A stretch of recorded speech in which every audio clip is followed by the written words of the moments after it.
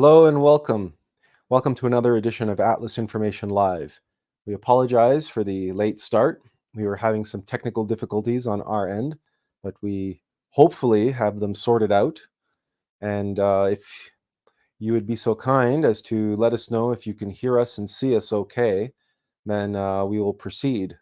Otherwise, we might have to do some jerry-rigging or getting down on our knees and praying to the technology gods to be kind to us. We get a sense that there is some lag there, but apart from that, at least hopefully you can hear us well. But we are glad to have you here. Benjamin says, "Yep, he can see and the sound is good." So thank you for that, Benjamin. And here is the link, as always. It's in the chat, and here it is on the screen. Kathy says, hello. Hello, Kathy. Nice to have you with us today. Yeah, so there's the link on screen, and it's in the chat. Today's topic comes to us serendipitously for a number of different reasons, one of which was experiential for us this week as we were having an in-depth conversation with a good friend of ours, but also in relation to the video that we've been working on, which you know that, or perhaps you do, perhaps you don't. We posted a 10-minute video this week about mechanicity and machine minds and how the machine mind cannot actually know. The rational mind cannot know. And that comes from chapter 2 of our book. And we are, as we indicated in the past, we're working on creating little bite-sized portions of the book to release on social media and on YouTube and elsewhere to give people a taste of what the book is about, some of the topics that we are covering, and some of the insights that we offer.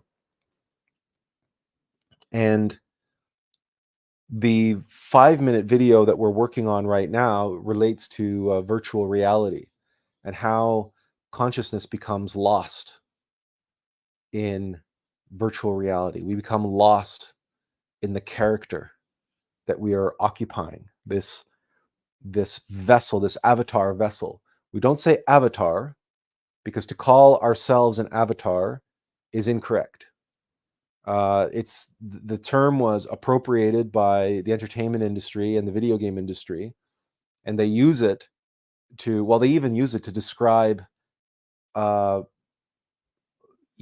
portraits in chat rooms. They say, oh, upload your avatar, right? But that's not what an avatar is. That is not an avatar. That is just an avatar vessel, an avatar placeholder. A true avatar is the mortal vessel and the divine vessel, the monad, united as one. And then that dual vessel is a conduit and a messenger of the Christ, of the Logos. So, to put into context, every age has but one official avatar.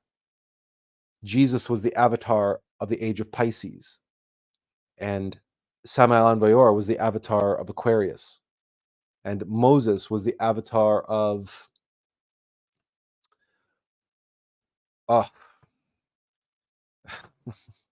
the zodiacal sign of the Ram is okay, we're drawing a blank. Okay, so there's our memory for us. But regardless, every age has an avatar. Capricorn is the Ram, isn't it? No, Aries. Thank you, Joanne. This is why we can't teach anything that anybody else has taught, because we can't remember any of it. We might have, that doesn't matter.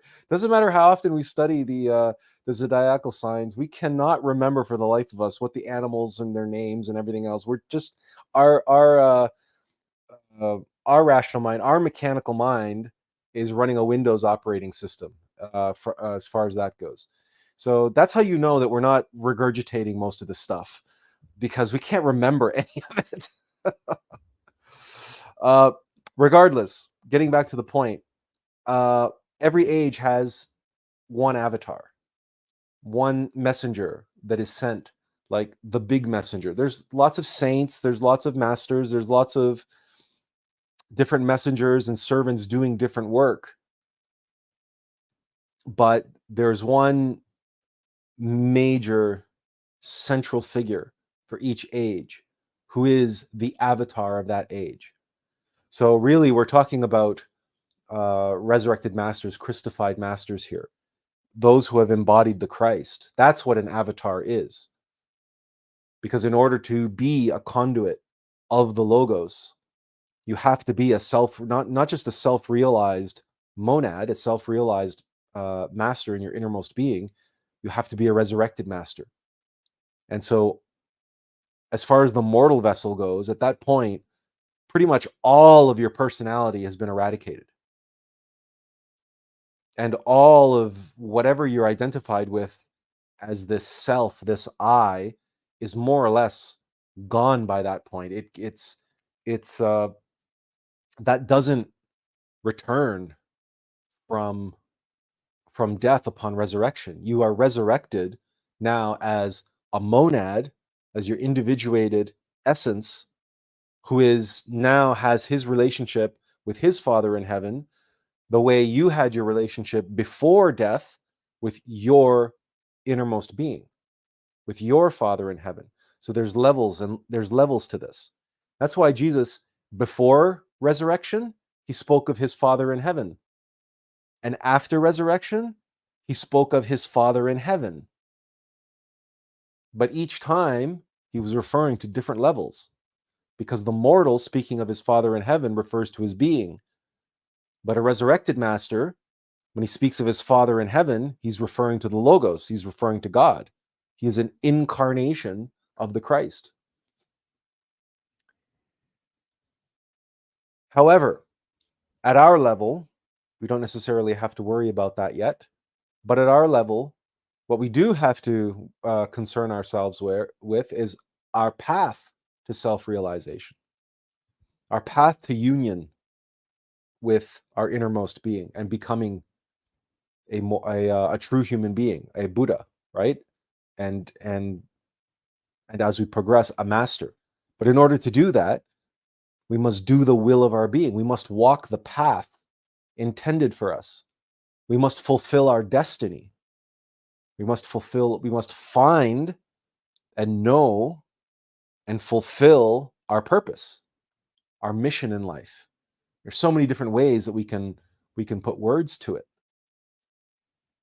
And that, for many of us, remains a challenge. It remains a mystery. Or some of us, perhaps many of us, think we have it all figured out, think we know what it is. And perhaps we don't. Perhaps we just think we know. And today, we're going to be digging deeper into this and our pathway into unearthing this particular issue. We're going to be using Joseph Campbell's recommendation, which he prescribed to those who are seeking to embark on and fulfill their own individual heroic journey in life. His recommendation, his prescription, was to follow your bliss. And that phrase has, in many ways, become somewhat cliche. And when something becomes cliche, there's a number of different things that happen. One aspect of cliches is that they get more ingrained and more solidified and galvanized in their true meaning. However, just as that galvanization process, or that solidification, that crystallization process takes place, that synthesis, the opposite is also taking place on the mechanical level, which is entropy, which is dissolution, dissolving, right? The wearing away, the erosion of the very granite or the very crystal that's attempting to be crystallized over here. So in the supernal world, something can be crystallized, but on the levels of mechanical nature, the mechanical mind is seeking to perform its nonstop, incessant act of entropy and devolution and degeneration. And we see that with this concept, this prescription of follow your bliss. And so it's important for us to reconstruct, to return to its essential truth. What does that really mean? Practically, not conceptually, and not in terms of what's the textbook definition of following your bliss. That's not what we're after. Follow your bliss is a doorway that opens up an entirely new frontier of practice. Follow your bliss is not some trite activity that say, oh, well, yes, of course, I'm on my path. I know what I'm doing. I'm following my destiny. Yes, of course, I'm following my bliss. As people in the New Age might say. And like so many people, to them, following their bliss means following their pleasure, following whatever makes them happy, whatever gives them joy, whatever, wherever they seek pleasure in their life. Hey, I'm following my bliss, which is how you end up with so much of the BS in the New Age movement. So all of this we're going to be unearthing today. Yes, Joanne reminded us that it was Aries, and yeah, Aries being the, well, no, he's not the god of war. Samael is, but anyway,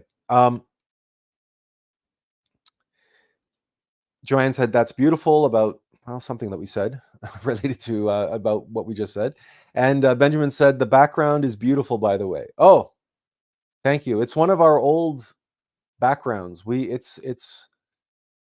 used it often on our live streams, but we're glad you like it. But it's the face definitely captures what we mean by bliss, right? That face is not the face of pleasure. That face is like the Mona Lisa in profile. There's bliss there, but it's not sensory, hedonistic, pleasure. That's not what bliss is. So we might as well get into it. What is bliss? What is follow your bliss? And how do you follow your bliss? What is the practical teaching that follow your bliss means? It's sort of like when we say self-observation, observe yourself, or or even worse, when people use the term mindfulness. Oh, be mindful, which most people don't know what that means. Pay attention. Okay, to what? Follow your bliss is like mindfulness or self-observation and self-remembering, right? What self are you observing? What aspects of yourself? Right? We have a mind, we have a heart, we have a body. That means we have a mental, emotional, and motor instinctive sexual center. And not only that, we have a superior mental center and an inferior mental center. We have a superior emotional center, an inferior emotional center. Are we paying attention to all of those different centers, and can we discern the difference between them? As we've discussed in the past, all of that comes into this practice of mindfulness. And you could ask anybody, including all the followers of Eckhart Tolle, and they wouldn't be able to tell you that. Because to them, they're just being in the moment and quiet and observing. Without any specifics, without any details, without any practical nuts and bolts metaphysical science. Just the vagaries of a of a conceptual cloud of feel goodness and make myself feel good, make myself feel spiritualness. Like how Eckhart Tolle talks about, oh, you move beyond the ego, as if he knows what he's talking about.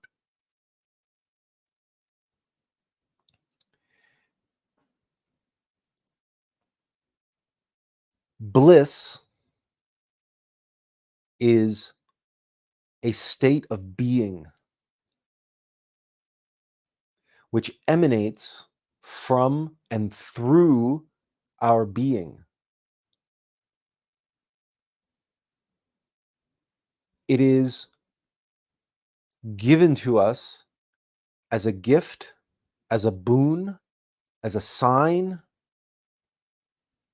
as a breadcrumb on the trail, because we are all in the dark wood. We are all in the dark wood. And we need to find the breadcrumb trail that leads us out of the dark wood and into the light.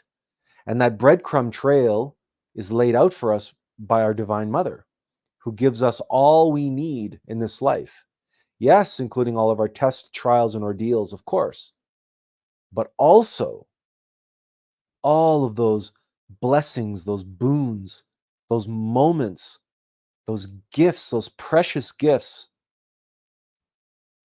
and those experiences of bliss.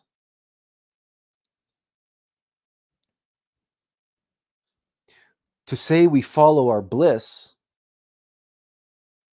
means to connect with the source of our bliss and to be one with in those moments. Bliss is coming through us. It's not coming from us, and it's not coming into us from the outside, although that is how most people experience bliss. They encounter some catalyst for their bliss. So they're traveling, who knows where, anywhere in the world, and they come across some beautiful beach or scenery or mountain or valley or church or cathedral or painting. It doesn't matter. Or like artwork, craft work, anything, music. We're out and we're experiencing in the world, and then we have a moment, an encounter with something or someone. And in that moment, there's this spark takes place. And we connect to the divine. And we have this moment of discovery, this euphoric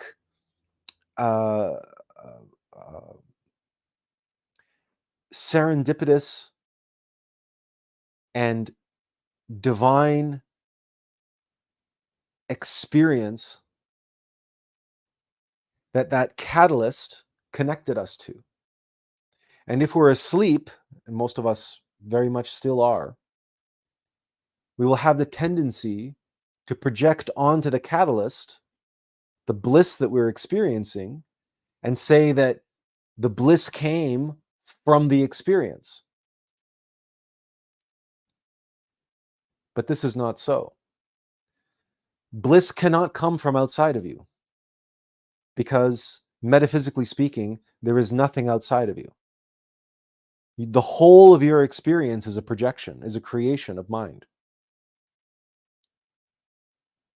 Which means there is nothing outside of you to give you bliss, just as there's nothing outside of you to give you suffering, which we've discussed umpteen times.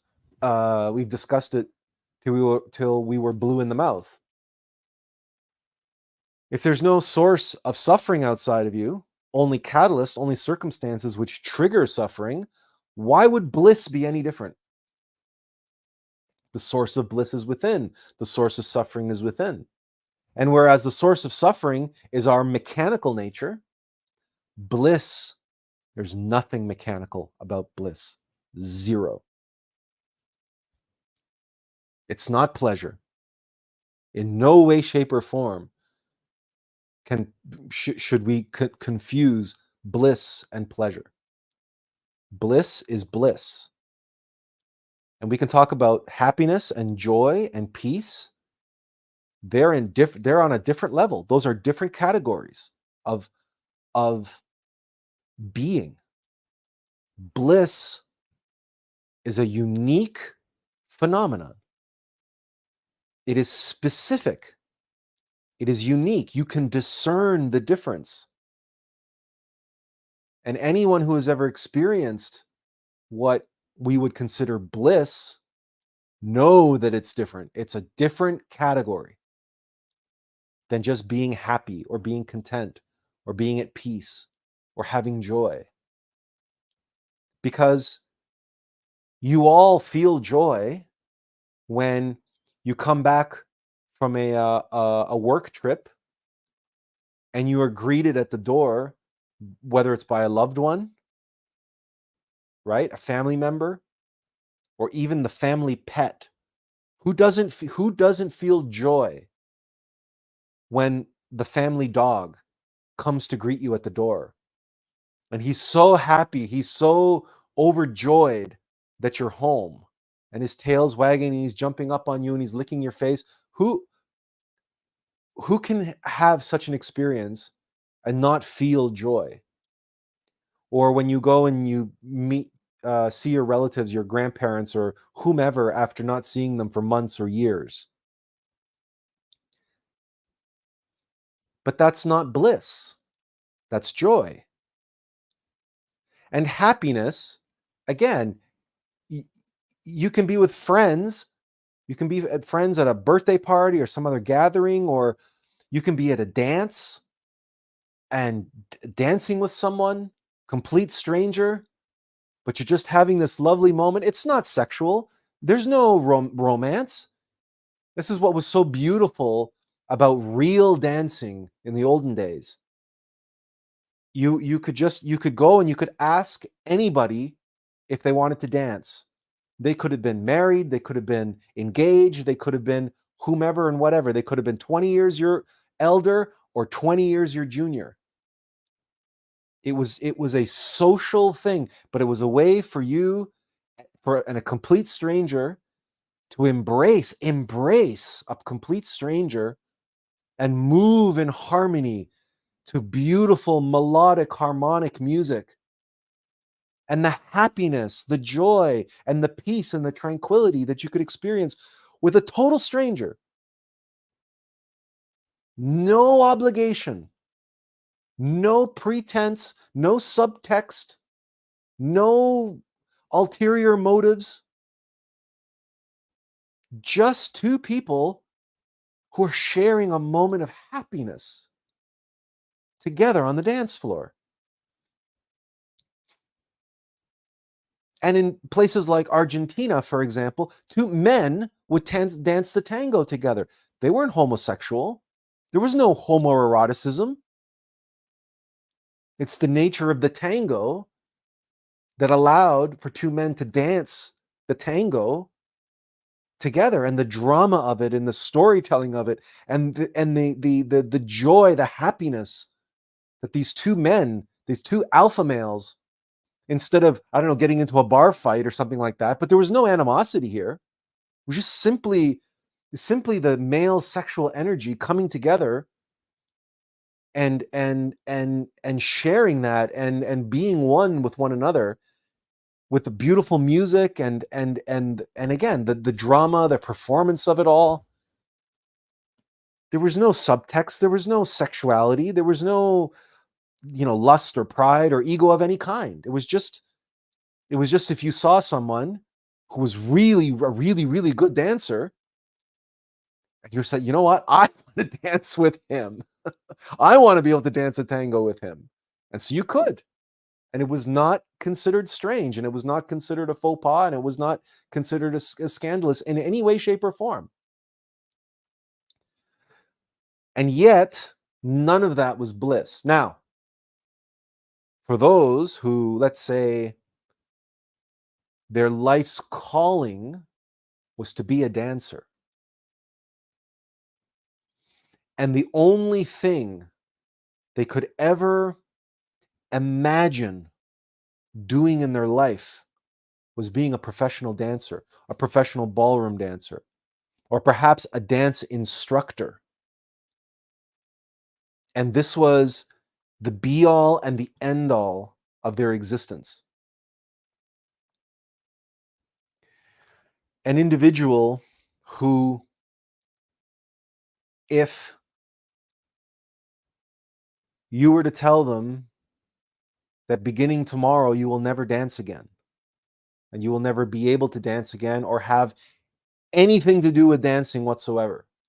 Tomorrow, you're cut off. And dancing will no longer be a part of your life. That individual would no longer have a reason for living. This is approaching now what constitutes bliss, an externalized or a worldly manifestation or expression of bliss. Because let's look at some of those other states of being for just one moment. Let's look at happiness, peace, and joy, and look at their antithesis.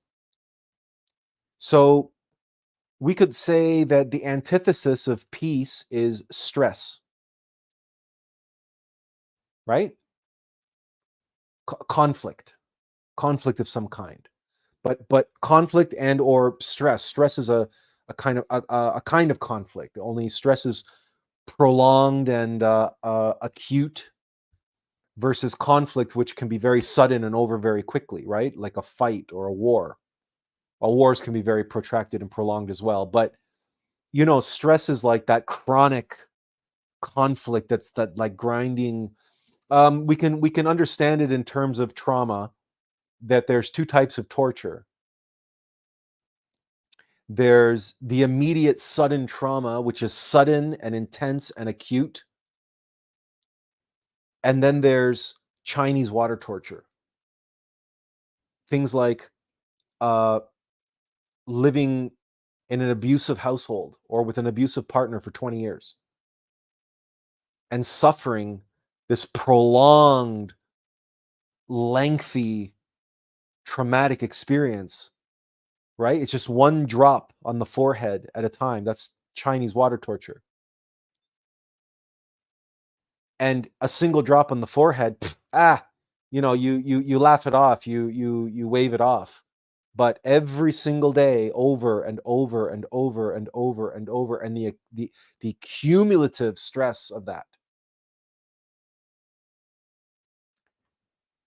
becomes overwhelming and enormous.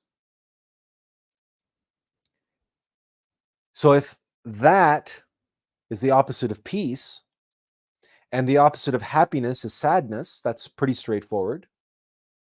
And the opposite of joy is despair, right? Because unhappiness, sadness, and despair are not the same. Because sadness, yes, your loved one dies, you feel sad. But despair has this hopelessness aspect to it, a giving up aspect of you're not sad, it's like you're defeated, you're downtrodden. So all of this, as we experience this and we come to know this consciously, right? So what is the opposite of bliss? It's not sadness and it's not despair, because the opposite of despair is joy. The opposite of sadness is happiness. The opposite of stress or conflict is peace. So then what's the opposite of bliss?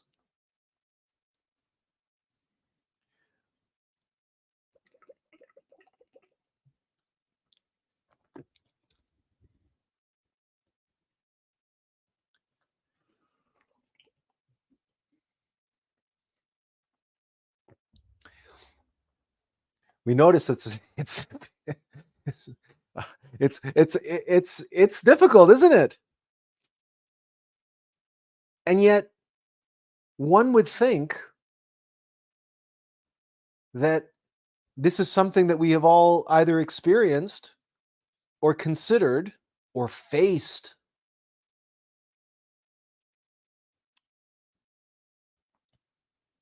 What is the opposite of bliss?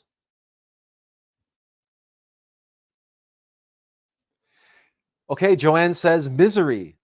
Thank you. She broke the ice. The first penguin in the water. Now everybody can follow. Surely. Well, what's misery, Joanne? What's misery? Can you expand on that? Because like talk it out a little bit. What do you mean by misery?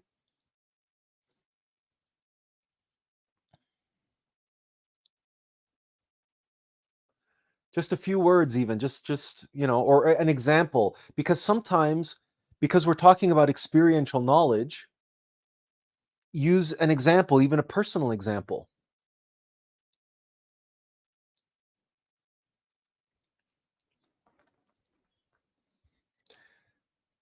Benjamin says suffering. Okay, but it's a specific kind of suffering though, right? Because sadness is suffering, despair is suffering, stress is suffering. That's all forms of suffering. So suffering is a little bit too broad or a general term, but you can be very specific.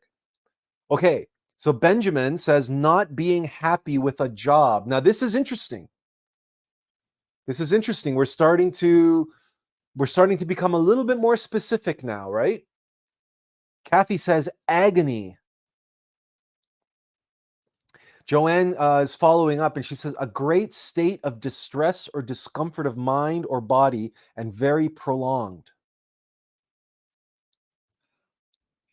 State of distress, discomfort of mind or body, okay, so all of that could be just really intense suffering.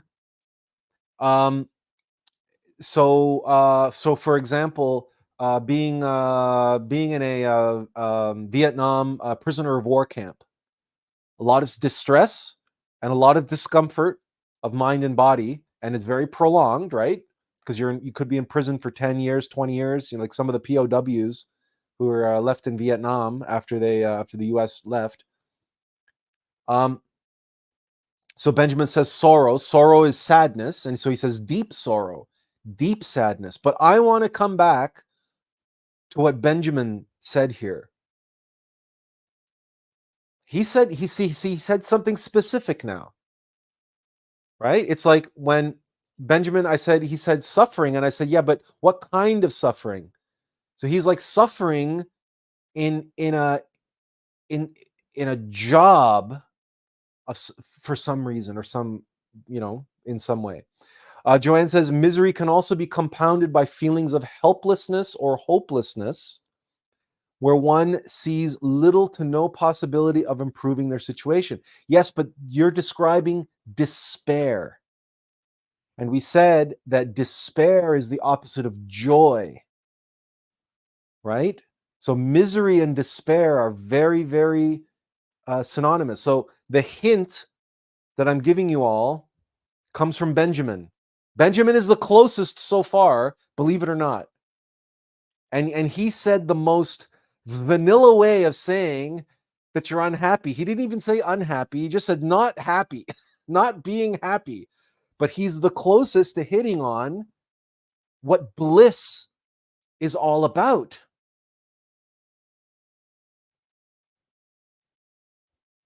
Because you're all around talking around the issue, because you're all describing sorrow, deep sorrow, distress, discomfort, prolonged distress and discomfort, and misery compounded by feelings of helplessness or hopelessness with no possibility of improving. Okay. Here's a good one. Okay, but again, you guys are like talking in the donut. You're talking around the donut. Benjamin got a little bit closer, but it's our other Benjamin who said the one thing that he was that deals with the middle of the donut. You guys are talking around the bagel, right? You're talking about but what's at the center? Jennifer says, yeah, Joanne says, let's go to the hole of the donut. That's exactly right. Jennifer says, melancholy. I have experienced bliss, and no matter the experience, I still continue to feel blissful and move through the trauma and back to bliss. It was a long-term state for me. I've experienced long-term melancholy as well.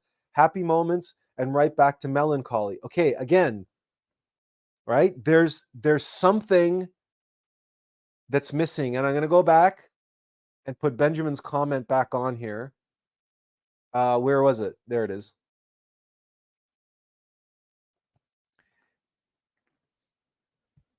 Why are you melancholic? Why are you discontented?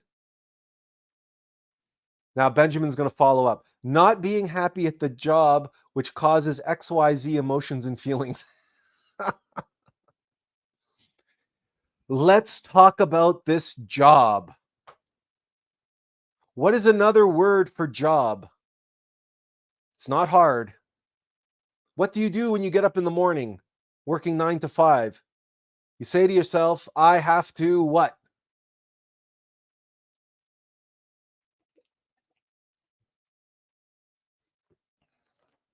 It's very fascinating that we're going through this exercise, and yeah, thank you, Benjamin. Work. And Joanne says employment, task, work. Okay. All right.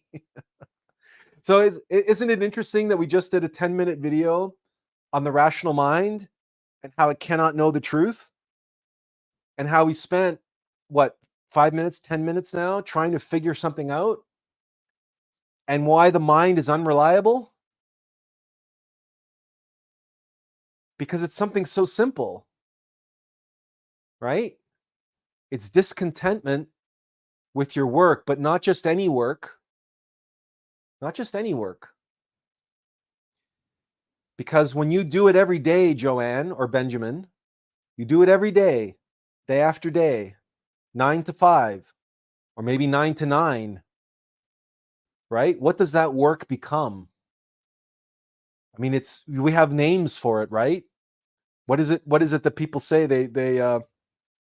Everybody wants a good career, right? Or Jennifer says a routine, but it's routine, but it ends up it's monotonous. He said, it's like, these are the words that are coming up. It's monotonous, routine, everything else. People call them careers, right? It becomes, yeah, and people say, mundane, but that's all of that means, boring, or busy work, or it's just something that you have to do. And Joanne says it's draining, is unsatisfying.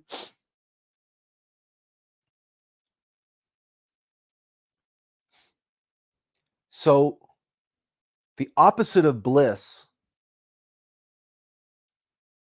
is,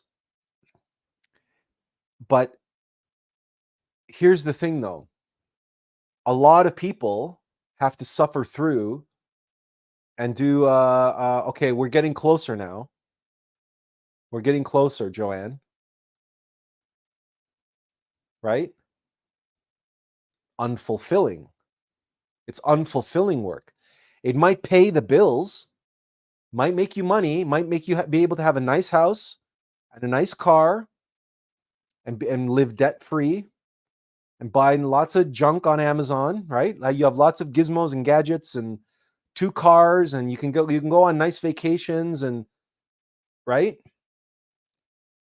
But your work, your job, if it's unfulfilling, she goes, she asks, did I get the whole of the donut? Or, well, if you want to think about it this way, you got the jelly, or you're closer to getting the jelly. Let's put it that way. Haven't quite hit the jelly yet.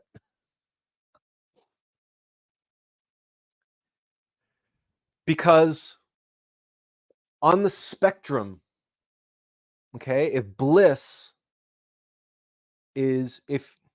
above bliss, we can talk about things like rapture, right? We can talk about things like, so there could be levels of being or experiences that are higher than bliss. But bliss, when you follow your bliss is something that, who was it? Jennifer, earlier, she says, it's protracted, it's extended, right? You can experience bliss over a longer period of time. So it's not just a flash in the pan, like a euphoric, resplendent rapture type experience, right? So its opposite, though, has to likewise reflect that. And that's why that melancholy, or like, chronic depression, or what, these things start to get closer to it. But it's the why. It's the why. And the reason why I asked this question this way is because we wanted to get to this unfulfilling place. But it's worse than unfulfilling. It's worse than unfulfilling, because bliss is more than just fulfilling. Joanne says, bliss, a prolonged experience of feeling fulfilled in what you are applying yourself to. That almost sounds like it could have come from a dictionary, but that's on a superficial level, that is bliss.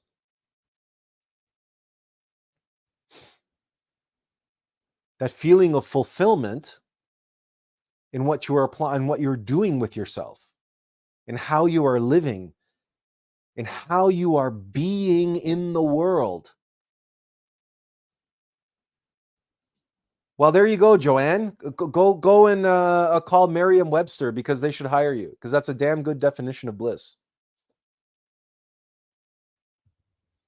A prolonged experience of feeling fulfilled in what you are applying yourself to. But again, that's still on our level, right? That's on the level of us, the mortal. So now, if we're going to take that as a provisional definition of bliss, then what's the opposite of that? You could say, well, a prolonged experience of feeling unfulfillment in what you are applying yourself to. And yeah, we could say that, right? But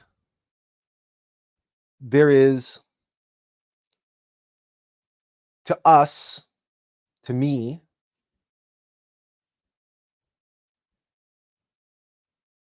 knowing what we know about bliss, knowing that we live our bliss, we have been living our bliss for a long time, long before we ever even heard of Joseph Campbell, or knew who the hell he was and what the hero's journey was.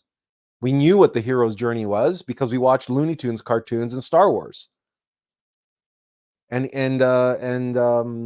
Indiana Jones, and we read mythology and stories of whether it was Narnia, Lord of the Rings, Willy Wonka and the Charlie Factory. We knew all about heroism and the hero's journey, and we also knew that the hero always does what they have to do.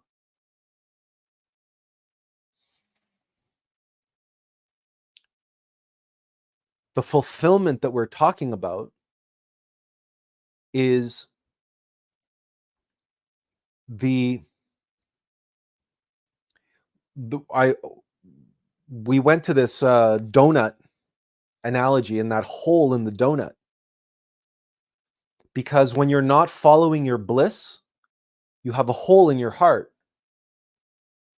There's an emptiness, and that's where this unfulfillment comes in. Your bliss is what fills the hole in your heart, what makes you feel complete and whole and fulfilled. Now, that's a problematic way to think about it. Because as we began explaining at the very beginning, a lot of people confuse their bliss with stuff out there. And you know that the world is filled with people who are desperately trying to fill the hole in their heart. They're desperately trying to fill their donut with jelly, to inject more jelly into their jelly donut. But no matter how much they inject jelly into their donut, it always drains out again. It doesn't matter how much money and power and influence and fame and collectibles or sexual partners or wives or territories they conquer. It doesn't matter. If you try to fill the hole in your heart from out there, you will constantly be unfulfilled, because we explained bliss comes from within. The hole in our heart is filled from within. What we do, our job, our work, is the catalyst, is the way that our bliss flows through us into the world. Our bliss is that work that fulfills us, because that was what we were born to do. That was what we were meant to do. And when you are doing what you were meant to do, you do it with such focus and drive and energy and attention and concentration that this magical thing happens, that what flows through you, through your hands, or through your words, or through your vocal cords if you're singing, or through your feet if you are dancing or doing ballet, or it doesn't matter. We have all of these capacities and capabilities. Or through your fingertips if maybe you're playing the piano, or you're typing, or you're writing by hand, or you're painting, or you're doing whatever, pottery, it doesn't matter. But you are allowing yourself to be moved,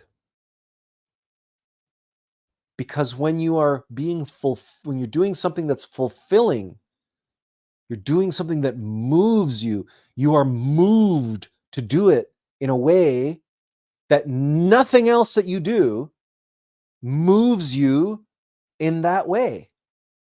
There's nothing else anybody can dream up, or no other task that people are going to give you, that are going to bring the very, very best out of you. Now, Kathy says, void, right? When you're living in that hole in your heart, that's that void.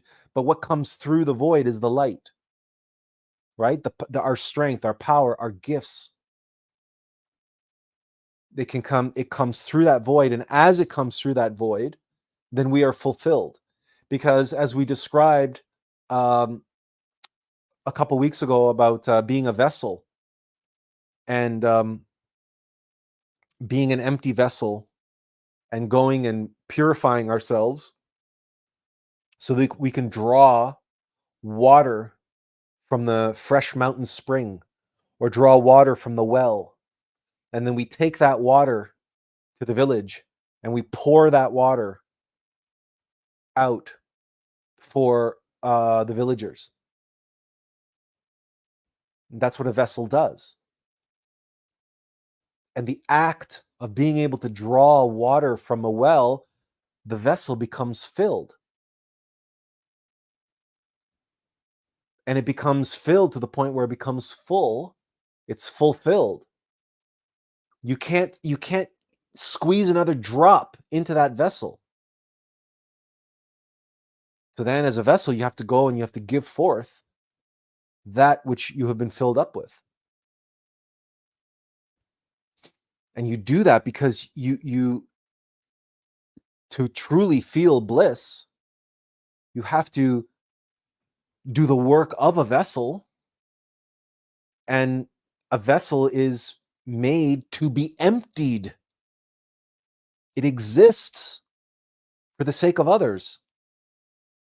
There's no vessel that's designed to be filled and then that's it, right? There's no wine glass that you just fill it up with wine and then you put it back on the shelf with full wine and that's it. You never touch that glass again. No bottle has ever been filled with the intention of it never being opened. It's just the nature of what a vessel is. In the same way that a ship is a vessel, right? Imagine if the Spaniards, Columbus and crew, got into the Nina, Pinta, and Santa Maria and got aboard those vessels and traveled all the way across the Atlantic and then never got out of the boats. What kind of vessel would those ships have been?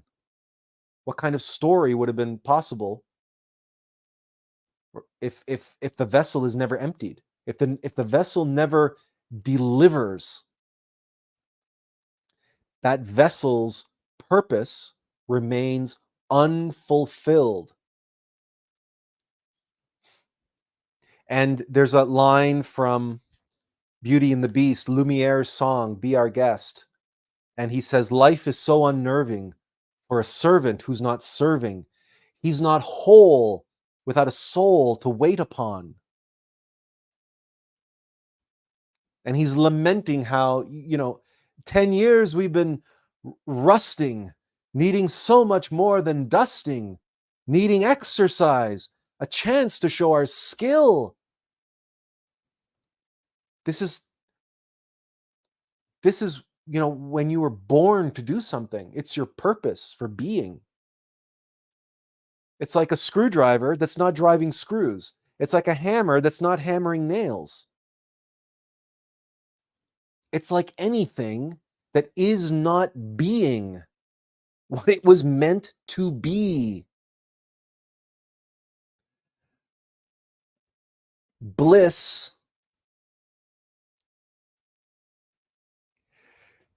is the feeling that arises only when we are being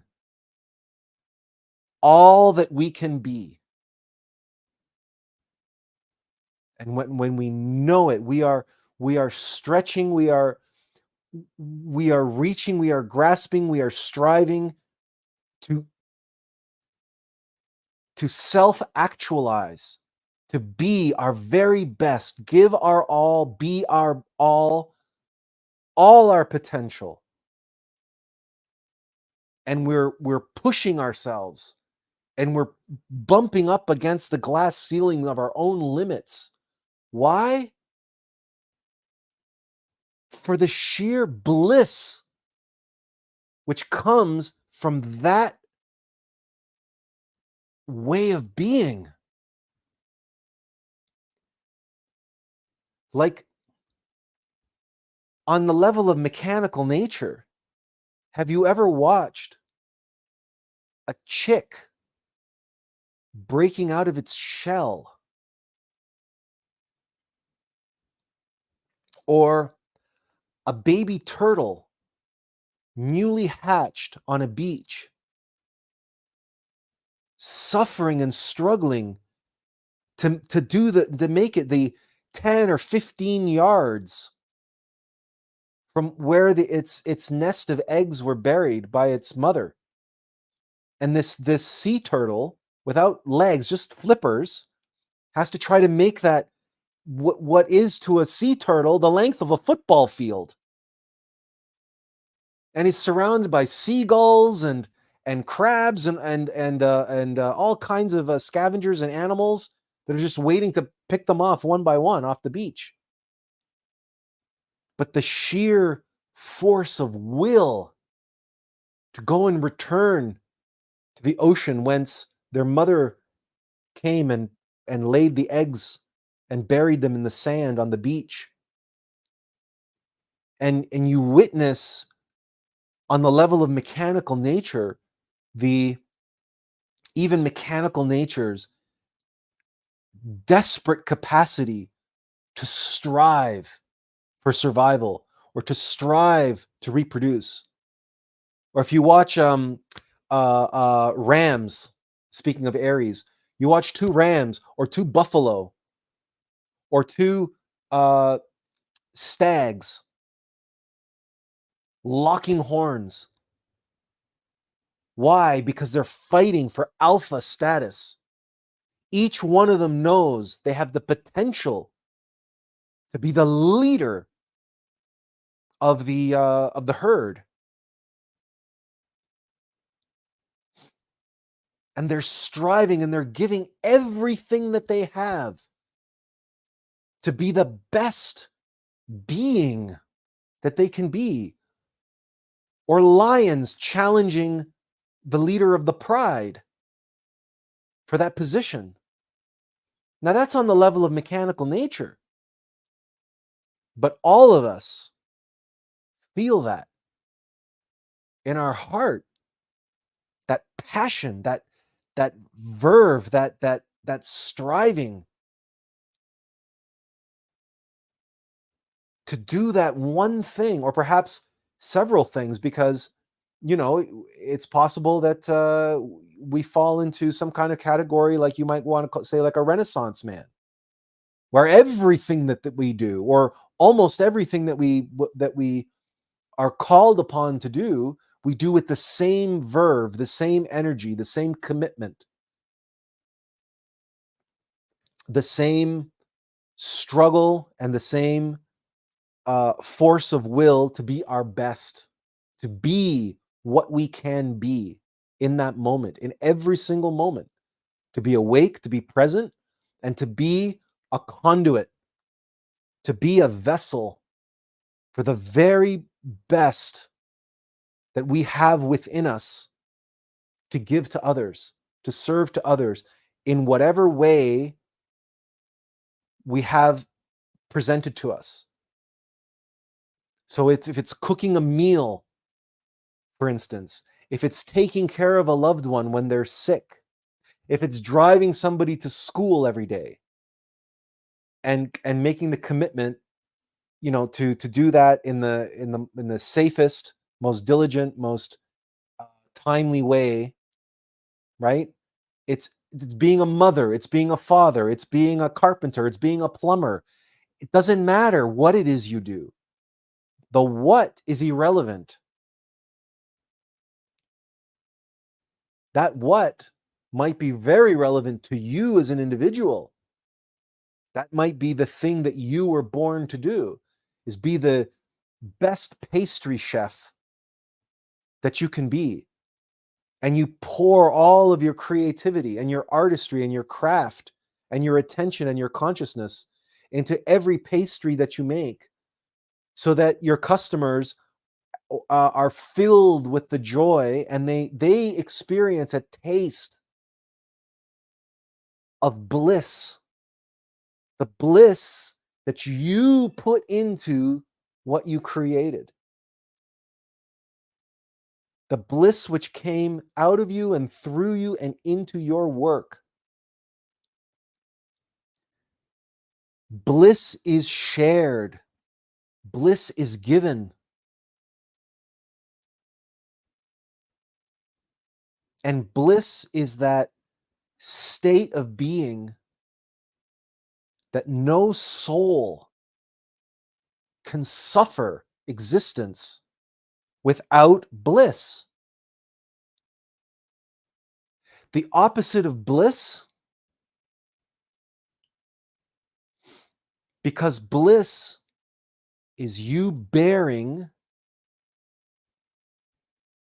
the heaviest weight, doing the hardest, most dedicated, devoted work, the greatest work that you are capable of bearing, carrying the heaviest cross that you are able to carry for the sake of others.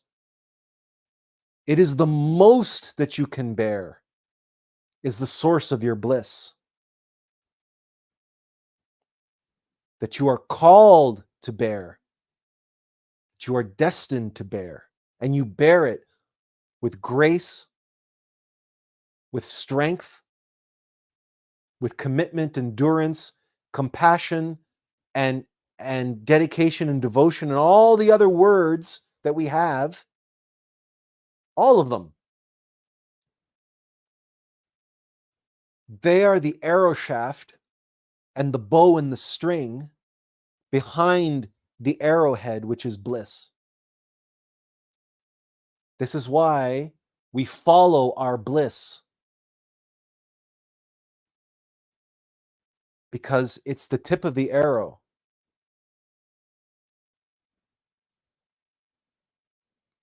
And everything else serves our bliss, because our bliss is here to serve everyone and everything else. So the opposite of bliss is unbearable being, unbearable existence. But really, not to put too fine a point on it, but to simplify it for everyone and in your own mind,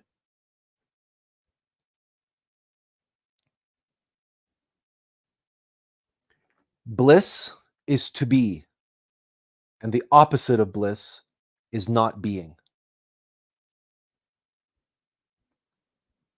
We follow our bliss because bliss is the road to being. There is no other road to being. None. None. None. If you are not doing and feeling bliss in your life, even if you're living a life of suffering, if you do not feel the bliss in all the suffering and hardship that you're going through, then you are not being.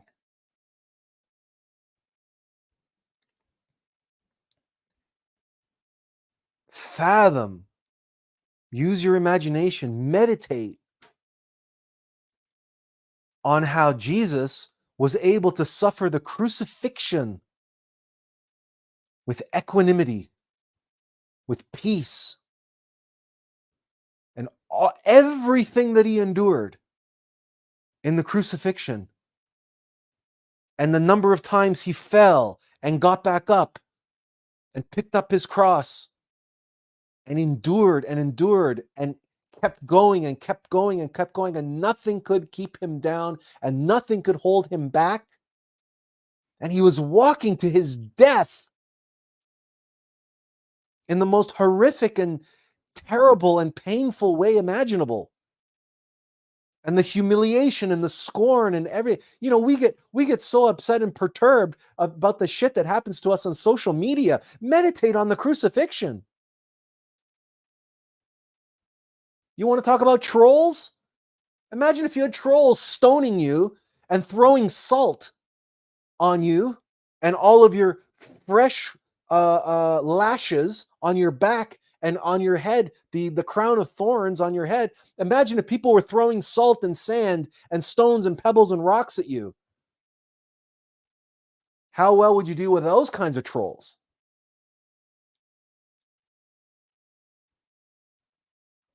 This is what an avatar does. He endures because he's following his bliss. Because the outcome of that crucifixion and the death and descent into hell and freeing souls in hell, the outcome is the resurrection, the resplendence, being born a Christified master, and then fulfilling one's work in life as a living God. Well, imagine the fulfillment that comes with that, comes with being an avatar, a resurrected master. Imagine the bliss that one experiences to be a living God.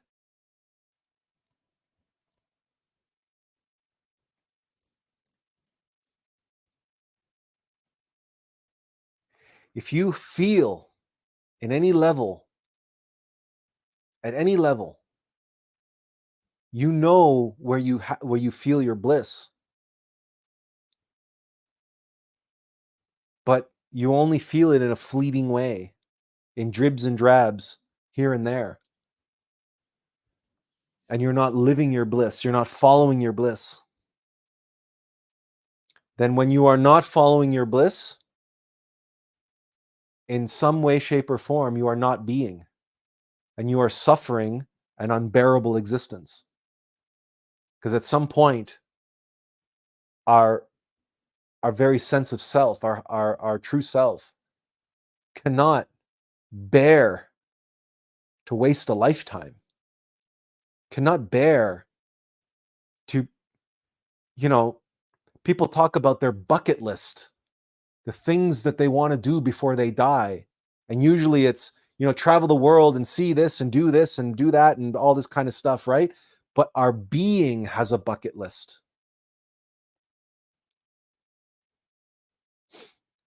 Our bliss comes when we are fulfilling that bucket list.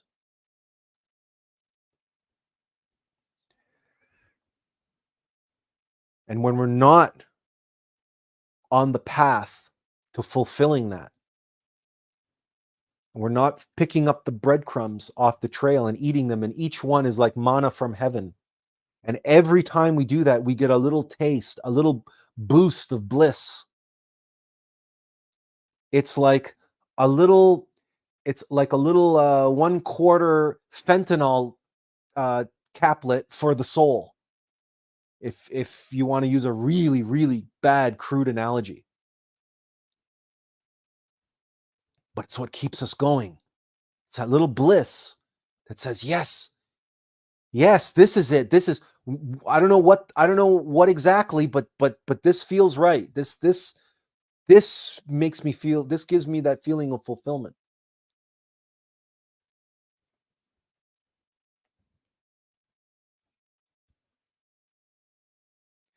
There is no selfishness in bliss. There is no vanity. There's no greed. There's no ego in bliss.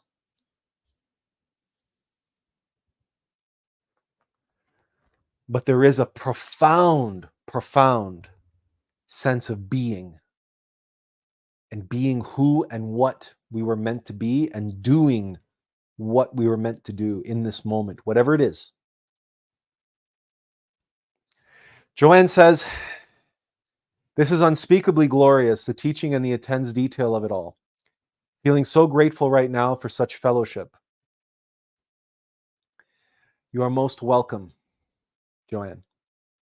It is our bliss to be able to speak on this topic.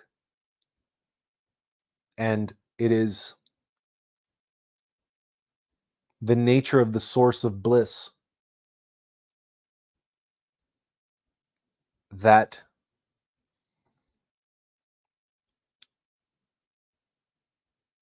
what's the right word? That constitutes the intensity with which we speak on this topic. Master Samael said, there is nothing so beautiful than a life intensely lived. Or nothing so glorious as a life intensely lived. Intensity is directly proportional to being. You can meditate on this. To be is absolute.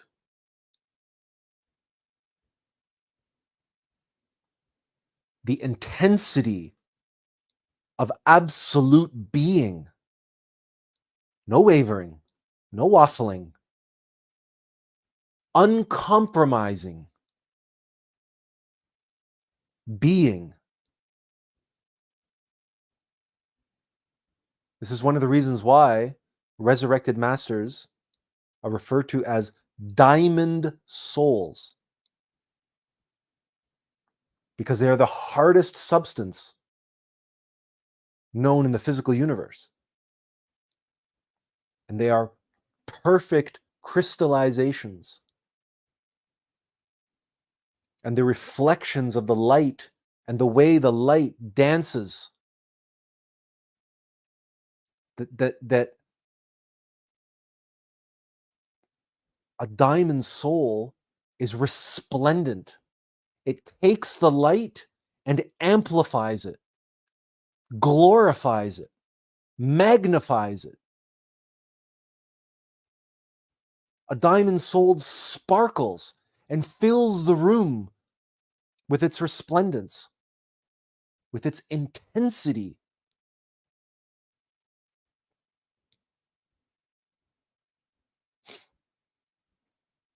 It is a diamond, is the physical embodiment of that absolute beingness and the intensity with which, let's comprehend the intensity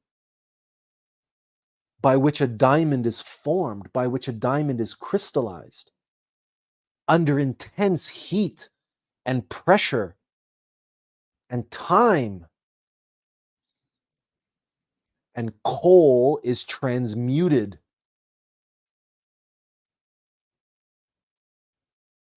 into the perfected diamond soul.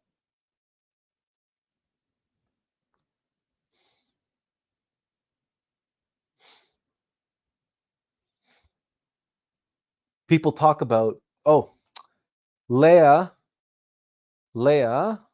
says blessings all. Thank you, Leah. We thank you for your blessings. People talk about Christ consciousness and have no idea what they are talking about. They don't know what Christ consciousness is. Anybody who talks about Christ consciousness without the intensity of the Christ, you know they're full of shit. They're talking out of their ass.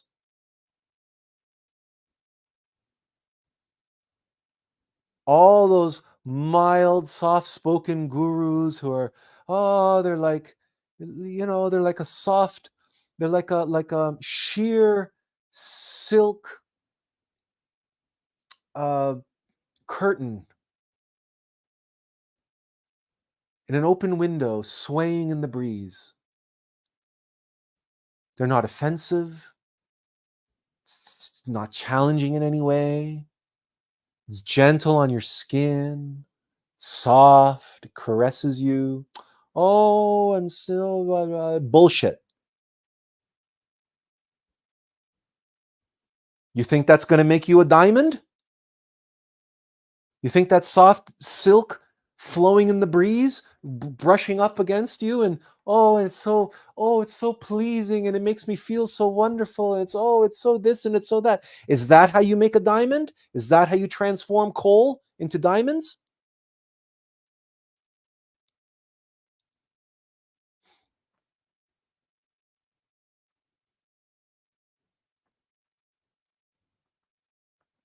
You sell lots of books that way.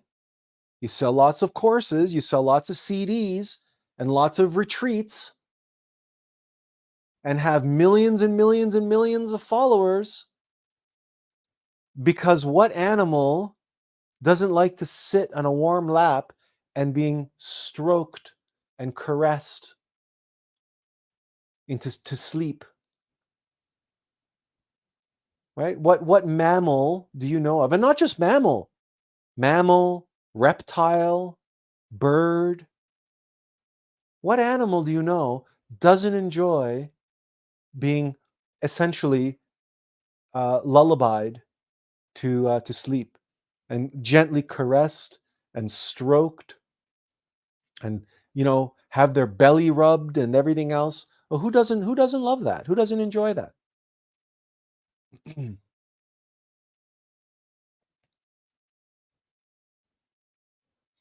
And all the time they'll be feeding you that, and this is bliss. Like those yoga instructors, those hatha yoga instructors who talk about finding bliss in meditation, or finding bliss in tantric sex, black tantric sex, of course, and how doing breathing in tantra to heighten and have ever more intense orgasms. Oh, there's intensity. There's an intensity that they like to talk about.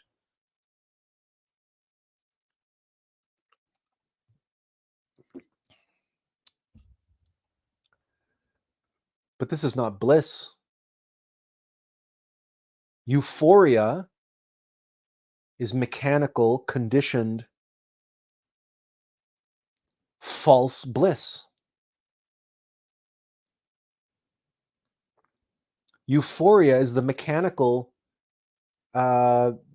inversion, not version, but inversion of bliss.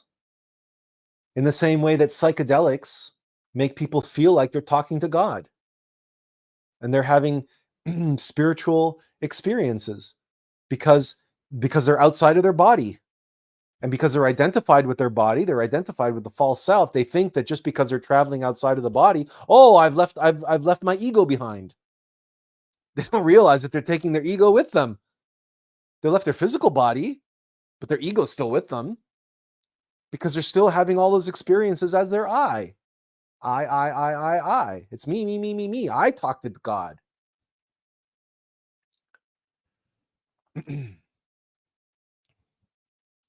In other words, there's lots and lots, just like there's many false awakenings, there's many fake inversions of bliss. And this is where Kathy says, laugh out loud, correct. And this is where we run into, this is where we can run into problems. This is where we run into challenges, okay, with following our bliss. Because just because we experience bliss in a certain aspect of our life, in a certain practice, in a certain thing that we do, okay, it doesn't mean that we're meant to do that for the rest of our life.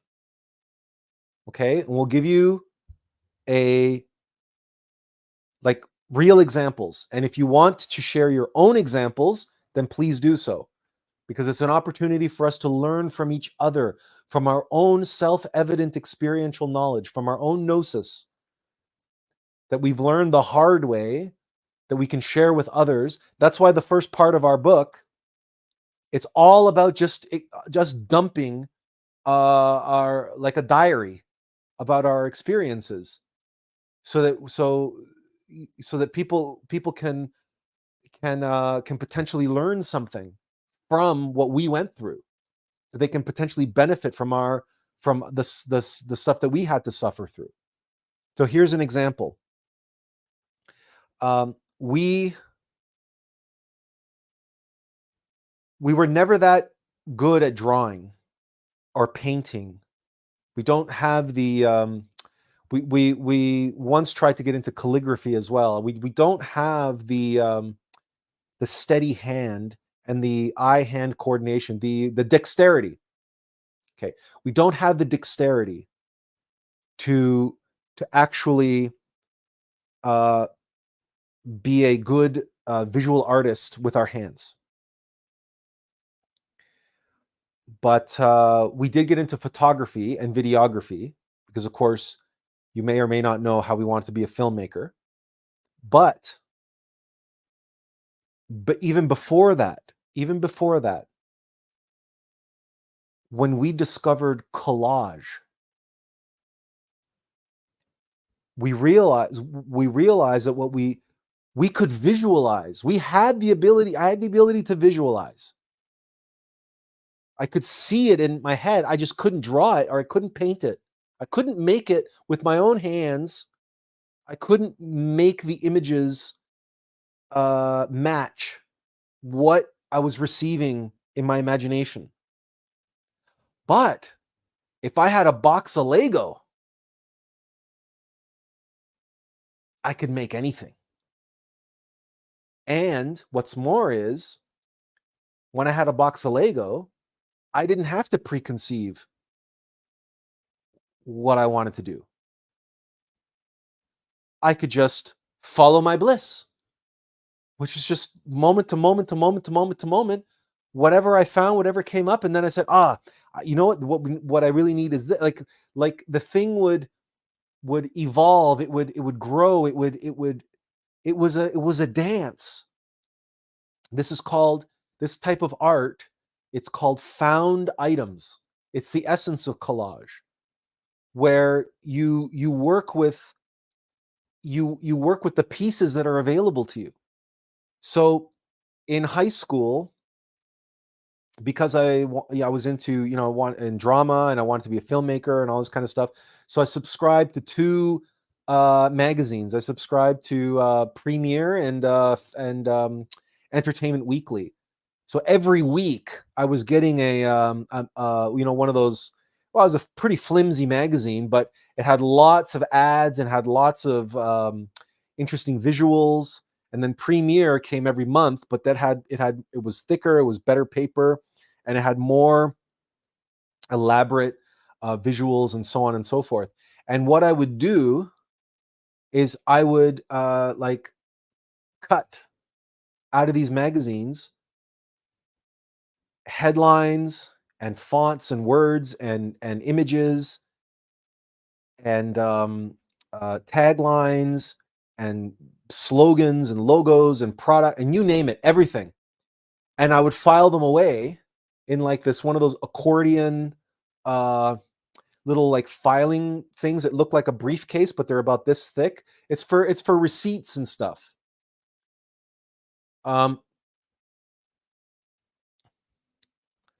And I would file away all that stuff. And then at Christmas time, I would open up my file and I would take out all little pieces. I would spread them all out, like all over the room, like Joker in the Batman 1989 movie. And I would start picking pieces and gluing them together, and I would make these collages. I would make these Christmas cards for my friends. And this is something that I did all through university as well. And when our friends, we always had to spend Christmas with our families, but then on New Year's was for friends. Christmas was for family, but New Year's was for friends. And it became, by fourth year university, it's like people were telling me that it's one of the things they were looking forward to. Every year they were looking forward to New Year's, when they would get a homemade collage Christmas card from me, because there would be stories in there, inside jokes that only they would get, that we shared, and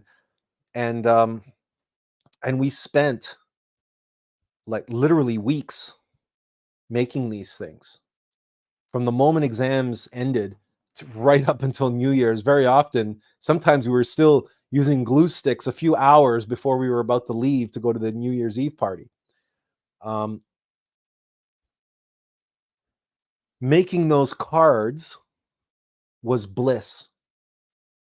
Doing collage was bliss. But we're not a professional artist. We haven't done collage in that way using magazines for years. But as you know,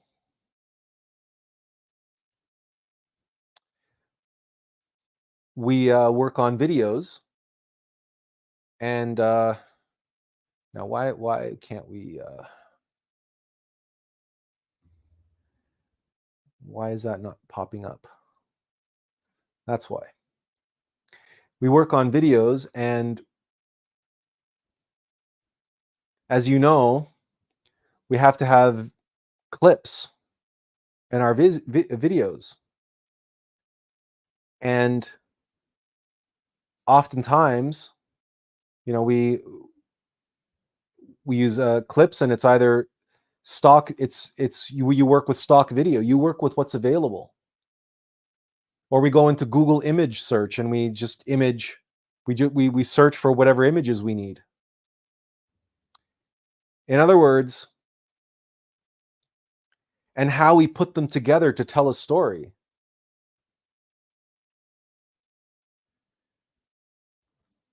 It's just collage. It's editing. It's finding the right clips, the perfect clips to tell the story and piecing them together when you edit them together on a timeline.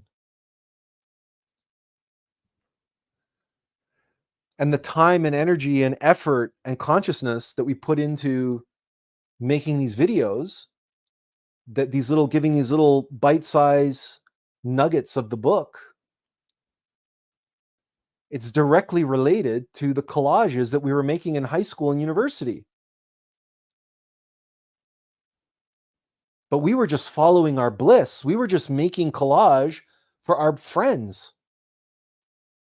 Because that was the visual art that we were able to do. Because we liked photography, but film was expensive. There was no digital photography back then. It didn't exist. Film was expensive. And film processing was expensive. So you couldn't just go out and take pictures of everything you wanted, because you weren't able to do that. So photography was an expensive art form, and frankly, it wasn't. There was also discovery there, and you had to find the thing. That we also enjoyed that a lot. It was the discovery part of it, right? And collage is like that, and found art is like that, where you go out into the world and you find something that inspires you, that catches your eye, and say, "Oh, that would be perfect. I'm going to use that. I'm going to save that."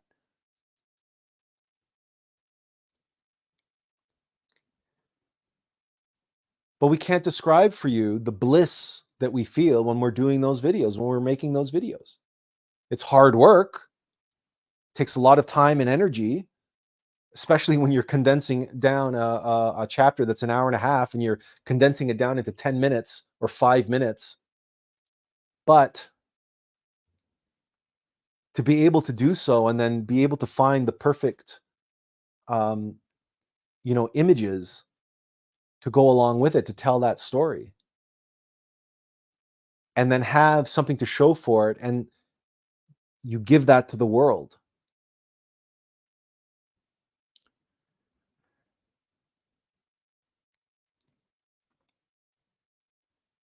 And the distance of time between the age of, well, between 16 and 22 to 42 was a 20-year gap in which we did no collage.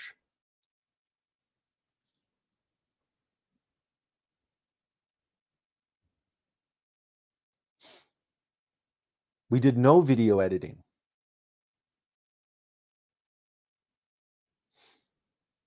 We followed our bliss in other ways. We followed our bliss. Our bliss took us in different directions for 20 years.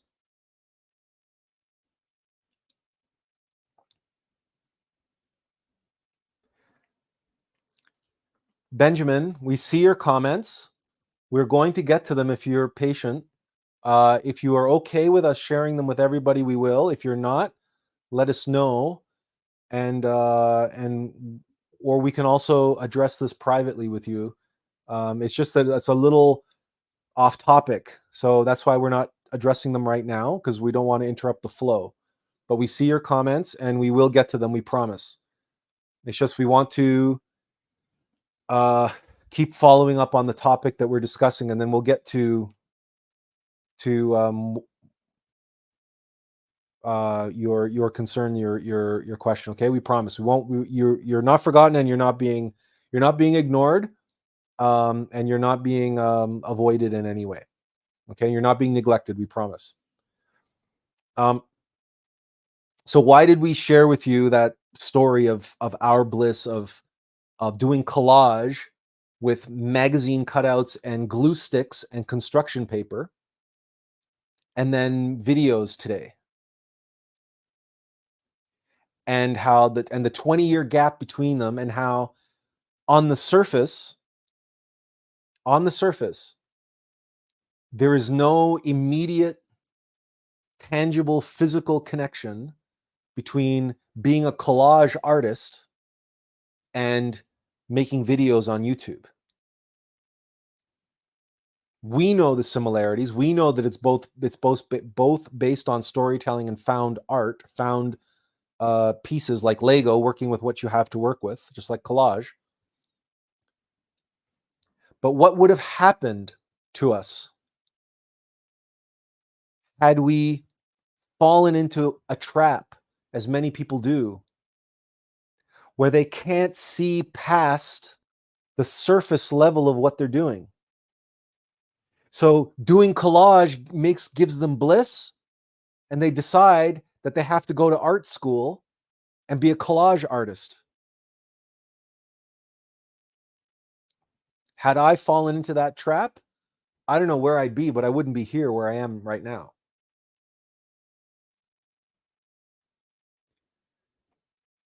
Because it's the following your bliss part that matters, not the what you are doing while you are following your bliss. That's circumstantial. That's a circumstance. It's circumstantial. Bliss comes from within, not from without. So we must never become identified or attached to what we are doing, but rather how we are doing it. That we are being while doing it. We have a colleague and a very good friend, Wolfgang, who likes to say, jack of all trades, master of all trades, which goes against the typical wisdom of, if you're the typical expression is jack of all trades, master of none, because you've spread yourself too thin. How can you become a master of anything if you try to do everything? But see, you look at the Renaissance masters, you look at Da Vinci, you look at Michelangelo, Raphael, and all of these Renaissance masters. You look at people like Newton. These were esotericists. They were following their bliss. They knew how to meditate, and they knew how to consciously connect to the source of their meta mind of being. And they knew how to bring their gifts of meta mind into the world. And so it didn't matter if they were doing it with a paintbrush or with a hammer and chisel, or a pen, or a pencil, or charcoal. They were artists, they were architects, they were engineers, they were scientists, they were musicians, because they were following their bliss. Now, it's not always the case that somebody can apply their bliss in just about anything that they lend themselves to, anything that they dedicate or devote themselves to, or apply. The right word is anything that they apply themselves to in any given moment. It's not always the case, but it's often the case. It's often the case that those who are able to follow their bliss are able to apply their best self in just about any circumstances, to just about any endeavor, to just about any enterprise. They bring their best self to the question at hand, or the problem at hand, the circumstance at hand. And they're always seeking to serve others. And they approach every situation with the same intensity of being. If there's a problem, let's solve it. let's get to the bottom of it. Let's if there's a crisis, let's help. and help as many people as we can.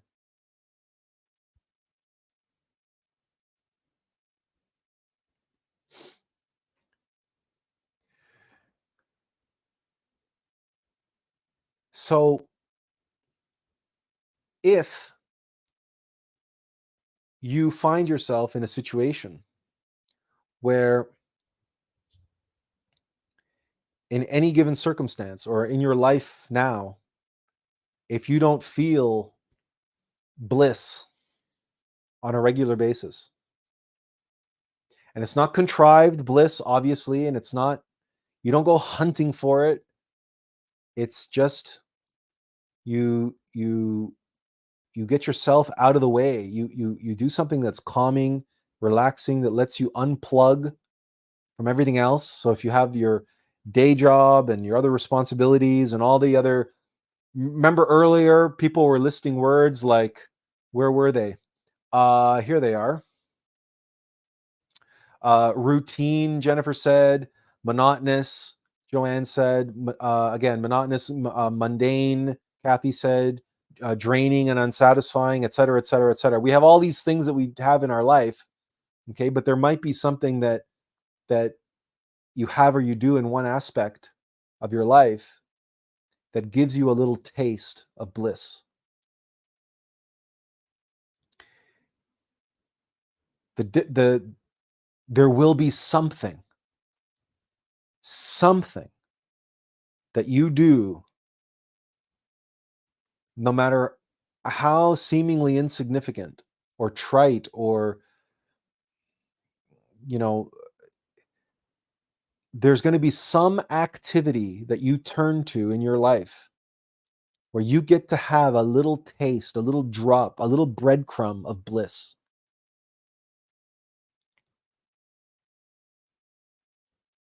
What you do is meditate on that breadcrumb. What is it about the activity that gives you bliss?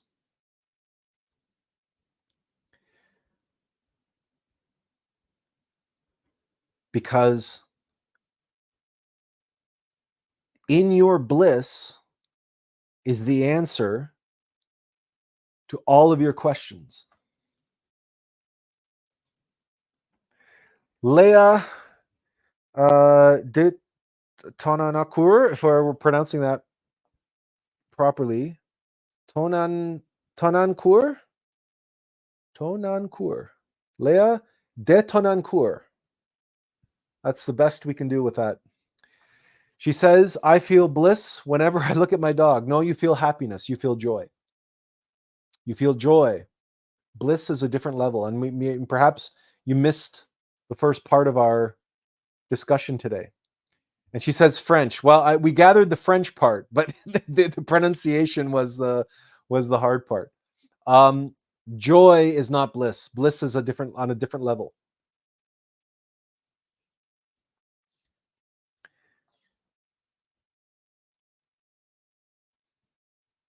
So we had a conversation with our friend, and he was saying that he was explaining to us how and Leah says, yeah, she did come. Like, don't worry, Leah, it's okay. You'll pick it up, and if not, you can always go back and watch the beginning again.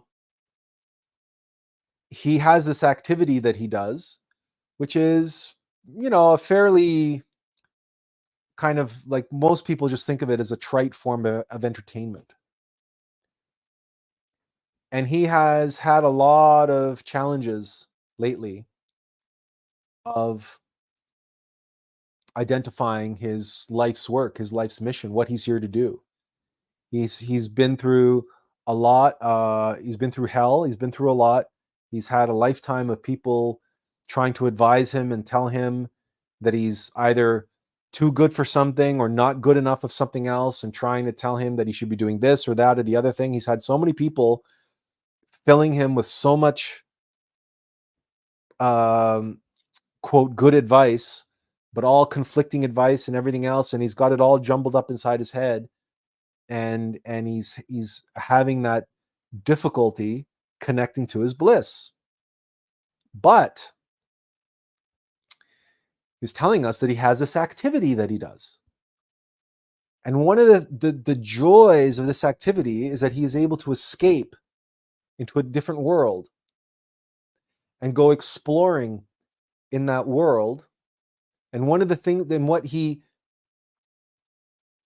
gives him the most fulfillment is discovering discovering in that world.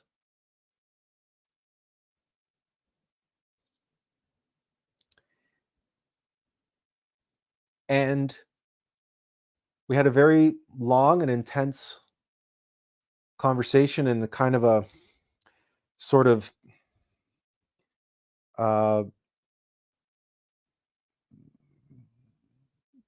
not psychoanalytical process, but just a process of getting out of him, getting him to say and express as Bliss why he does this activity and how it's an escape from all this crap in the world, and he's bogged down. He doesn't know what to do with his life. So this activity gives him an escape from all that and gives him a taste of bliss. And what we were able to discern together in a constructive way is we were able to look and penetrate into the bliss that he was feeling and saying, what was it about this activity? What was it about this discovery process? And he says, well, because it's like this, and you find this, and it's like, oh my God, that's so beautiful. I said, yeah, but where does the beauty come from? Does beauty come from outside of us? We're not talking about aesthetics now. We're talking about beauty. So we're sure that when Leah looks at her dog, okay, she doesn't feel the way she does because her dog is some kind of Westminster show-winning dog. Because it doesn't matter. Leah's dog could be a matted, ratty mutt from the pound. But to Leah, her dog is beautiful. So we're not talking about aesthetics. So that beauty has to come from somewhere. And if it's not coming from the aesthetics, if it's not coming from out here, then where is it coming from? So when you have an activity that allows you to touch beauty, and it could be visual, it could be music, it could be vocal, it could be just what you're reading on the page and you're reading inside your head, poetry. It could be needlework, macrame. It could be the presentation of food on a plate. It could be architecture. And surely it could be nature, just about anything in nature. If you've ever really looked at a fly or really looked at a cockroach without any subjective judgment, you discover they're absolutely beautiful. They're beautiful. Most insects are.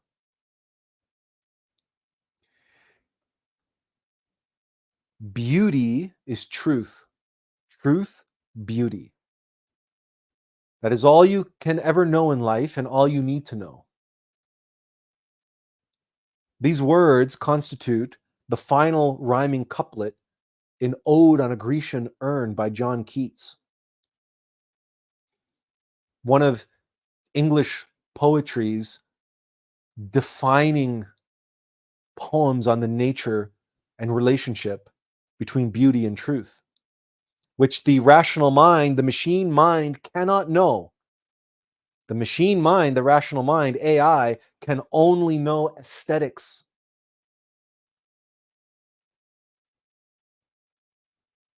It can understand form, but it cannot know beauty. So beauty, if beauty comes into the play, in something in your life, and you feel bliss when you interact with that beauty, you are connecting with your being. You are making a conscious connection with your being.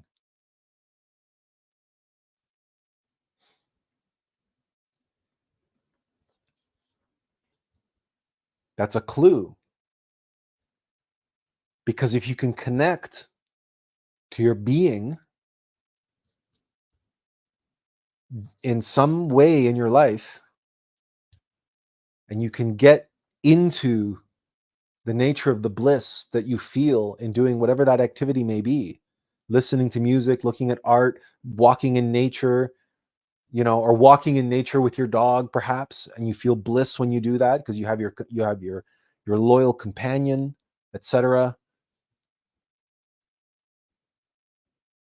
There's if you have these little moments or tastes or breadcrumbs of bliss, this is an opportunity. It's not an opportunity for you to identify with the surface level or the circumstances and say, that's it, that's my life's work. Because we know someone who thought that way about animals, that animals were her bliss. And that she wanted to work with animals, she wanted to be with animals all the time, all day. So she went to veterinary school and she became a veterinarian. And that was in her final years of vet school when she had to begin to do the equivalent of an internship, not internship. No, it is internship, isn't it? And she had to work at a veterinary clinic that she discovered that she could not stomach watching animals suffer.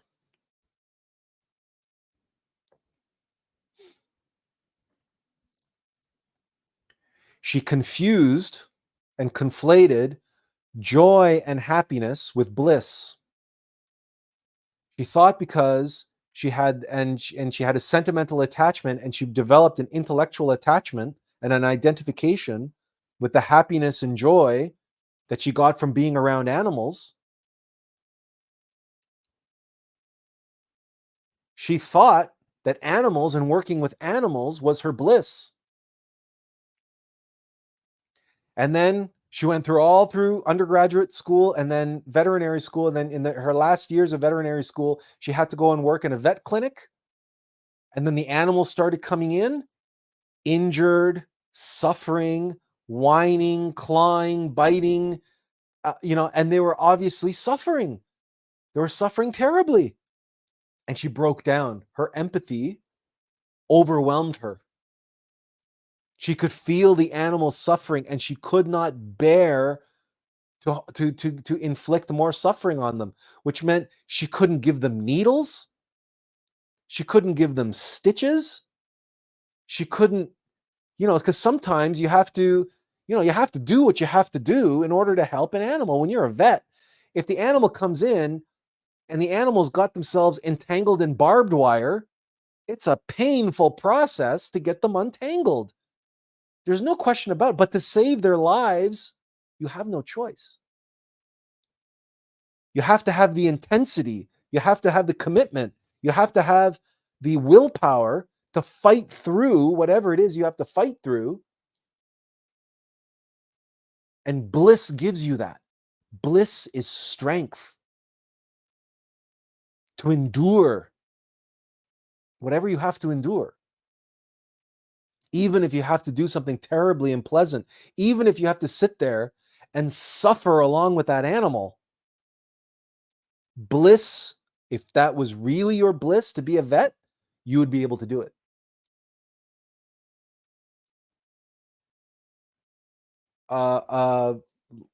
Last year, we found a baby squirrel that fell out of its nest on our walk in the woods. We found this baby squirrel, fell out of its nest, and our dog passed away 6 years ago, and we haven't replaced the family pet.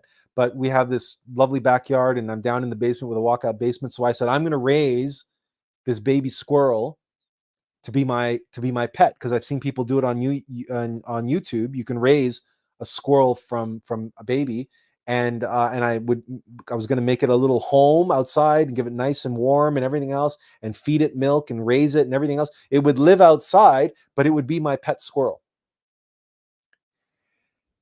And I brought it home, and I made a little, warm nest for it, and I fed it milk and everything else. And then I noticed that around its eye there was a little white fleck on its eye, and I flicked it off from its eyelid, and then there was another one, and that one was moving. And as I looked closer and I pulled down the squirrel's eyelid and looked under his eyelid, there was about 30 to 50 maggots, like tiny, like the size, not even the head of a pin. Well, like the tip of a needle, the tip of a pin.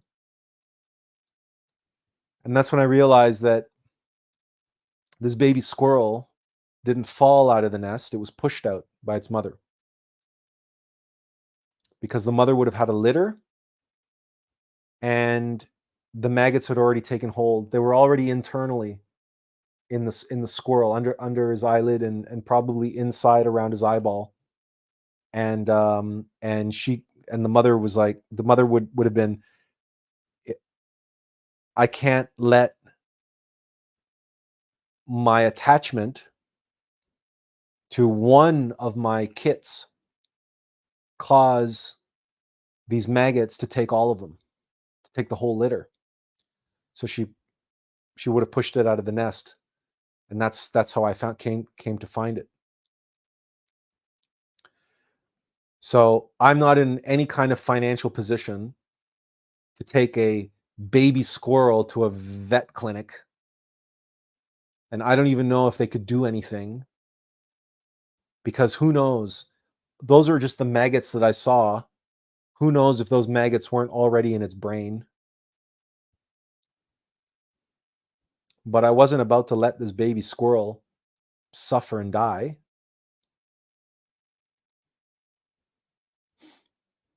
So I euthanized it. I put it out of its misery. I wasn't gonna just throw it back out into the woods and let the crows or something else have it.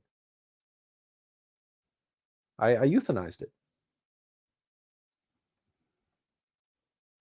We did what needed to be done. We did what we needed to do. And that's something that our friend who went through vet school just couldn't do. She couldn't bear it. She could not bear to live a life that way, to go through that and do that every day. That's what you cannot bear. We tell you this story because of how we framed and identified bliss and the opposite of bliss. And the story of our friend who studied to be a vet because she loved animals, because they gave her so much joy, that she confused veterinarianism with her bliss. And in the end, she discovered that she had devoted her entire education to the opposite of her bliss. And the opposite of her bliss was masquerading as her bliss. How is that possible? It is what she could not bear. She could not even bear to give an animal an injection, let alone do what I had to do to that baby squirrel. Because I didn't have any lethal injection drugs to give it, or a gas chamber to put it in. I had to euthanize it with the only tools that I had available to euthanize it with.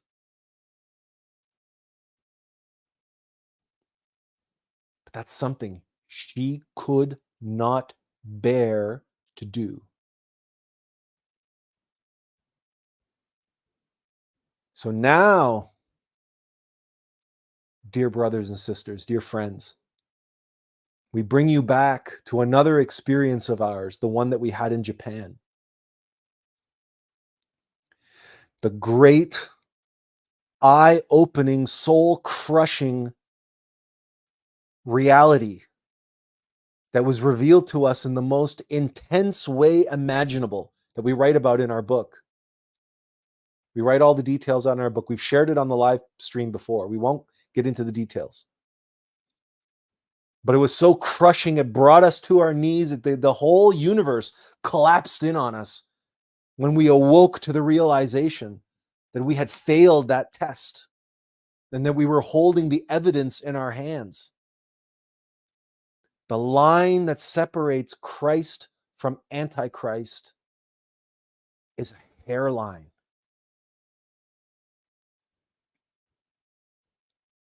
There is no vast gap between good and evil. They're like this. They're twins. They're two sides of the same coin.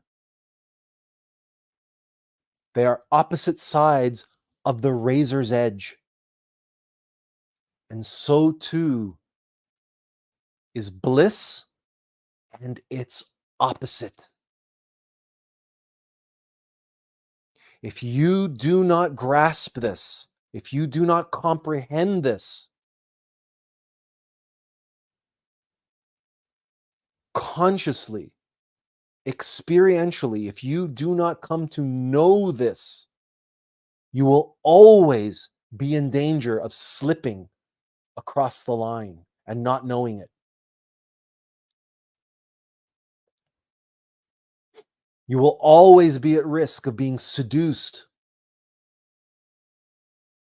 Like our friend, the veterinarian wannabe, who was seduced by her love of animals, the joy she felt from animals, the happiness, the peace she had when she was around animals. And she assumed her bliss. She assumed that. You cannot assume bliss. That is the machinations of mind. That is the trick of the Black Lodge. That's whole purpose for its existence is to get us to not be, is to get us on the wrong side of the razor's edge, on the wrong side of the line. And do you know how many people are on the wrong side of that line? How many people who think that they're following their bliss, who believe that they're following their bliss, but they've just been seduced by happiness and joy and peace and the inferior emotional state of that arises from identification and attachment to peace, happiness, and joy, that externalizes that and creates sentimentality, the sentimental heart. Because boy, oh boy, the sentimental heart does everything in its power to masquerade as bliss. And if we do not know ourselves, if we are not practicing self-observation and self-remembering, we can fall very easily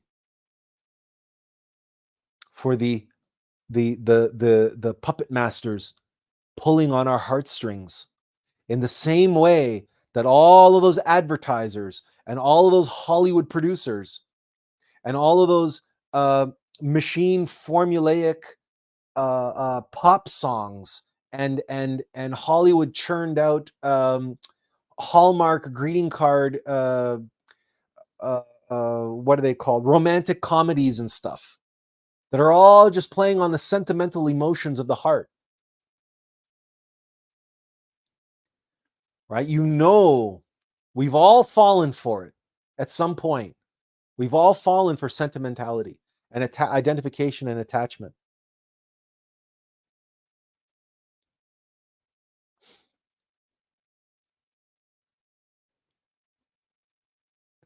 Follow your bliss is one of the most at once underrated and in the same breath misunderstood, miscomprehended, misapplied, misappropriated concepts.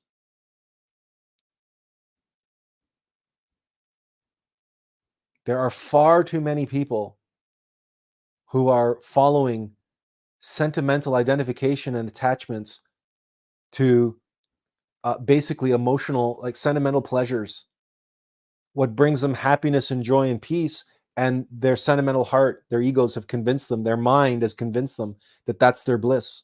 And so that's what they're doing. That's what they're spending their life doing. And then there's all kinds of other people who don't know what they should be doing with their life, who are lost. They don't have any direction. And what do? They have these what they think are just frivolous activities or other things that they do to escape as escapism. And they're so disconnected from their bliss, and they're so not in tune with what bliss is, that they're unable to grasp a hold of those breadcrumbs and digest them consciously and be nourished by the knowledge that arises within them if they digest their little breadcrumbs of bliss consciously. And you observe yourself, you remember your divine mother, you remember that this breadcrumb is a blessing from your divine mother. It's manna from heaven. All those little serendipities that show up in your life, do you just look at them like, oh yeah, that's a synchronicity, like the new age people do? Oh yeah, it's a synchronicity. Oh, I attracted that, law of attraction, blah blah blah blah blah blah blah blah blah. No. How can you look a gift horse in the mouth like that? How can you so dismiss and deny your divine mother, who orchestrates all that we need on our path?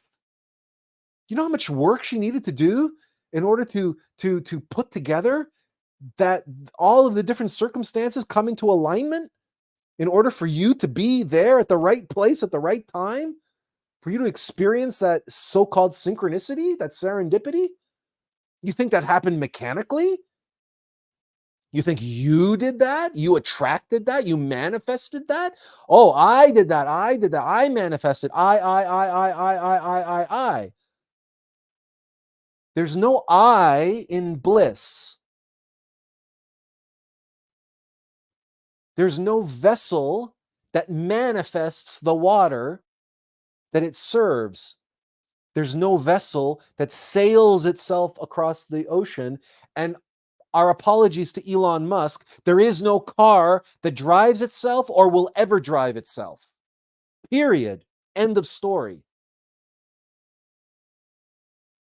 Because mechanical vessels are incapable.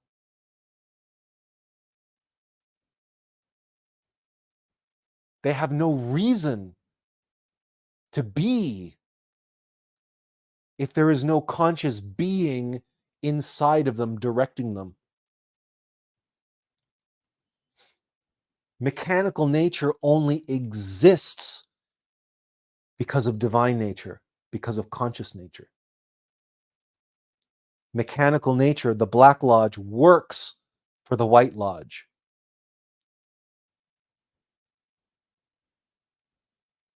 And the I, belongs to mechanical nature, and bliss belongs to our divine nature. There is no I in bliss.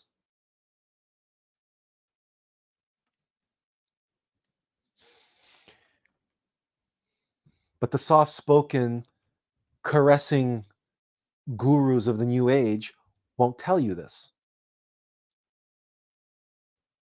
Or if they do, they say it in such vague ways. They allow the I to gently, softly shift over onto the other side and say, oh yes, I've left my ego. I don't have an ego anymore. And who's saying that? The I is saying it.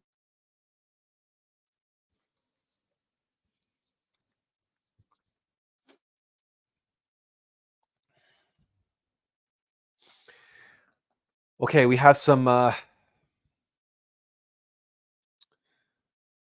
okay, Joanne said, today's teaching has been a great inspiration for me and something I have been working on for a few weeks to come up with, a name for my new LLC and other things, and wasn't satisfied with any of the ideas so far.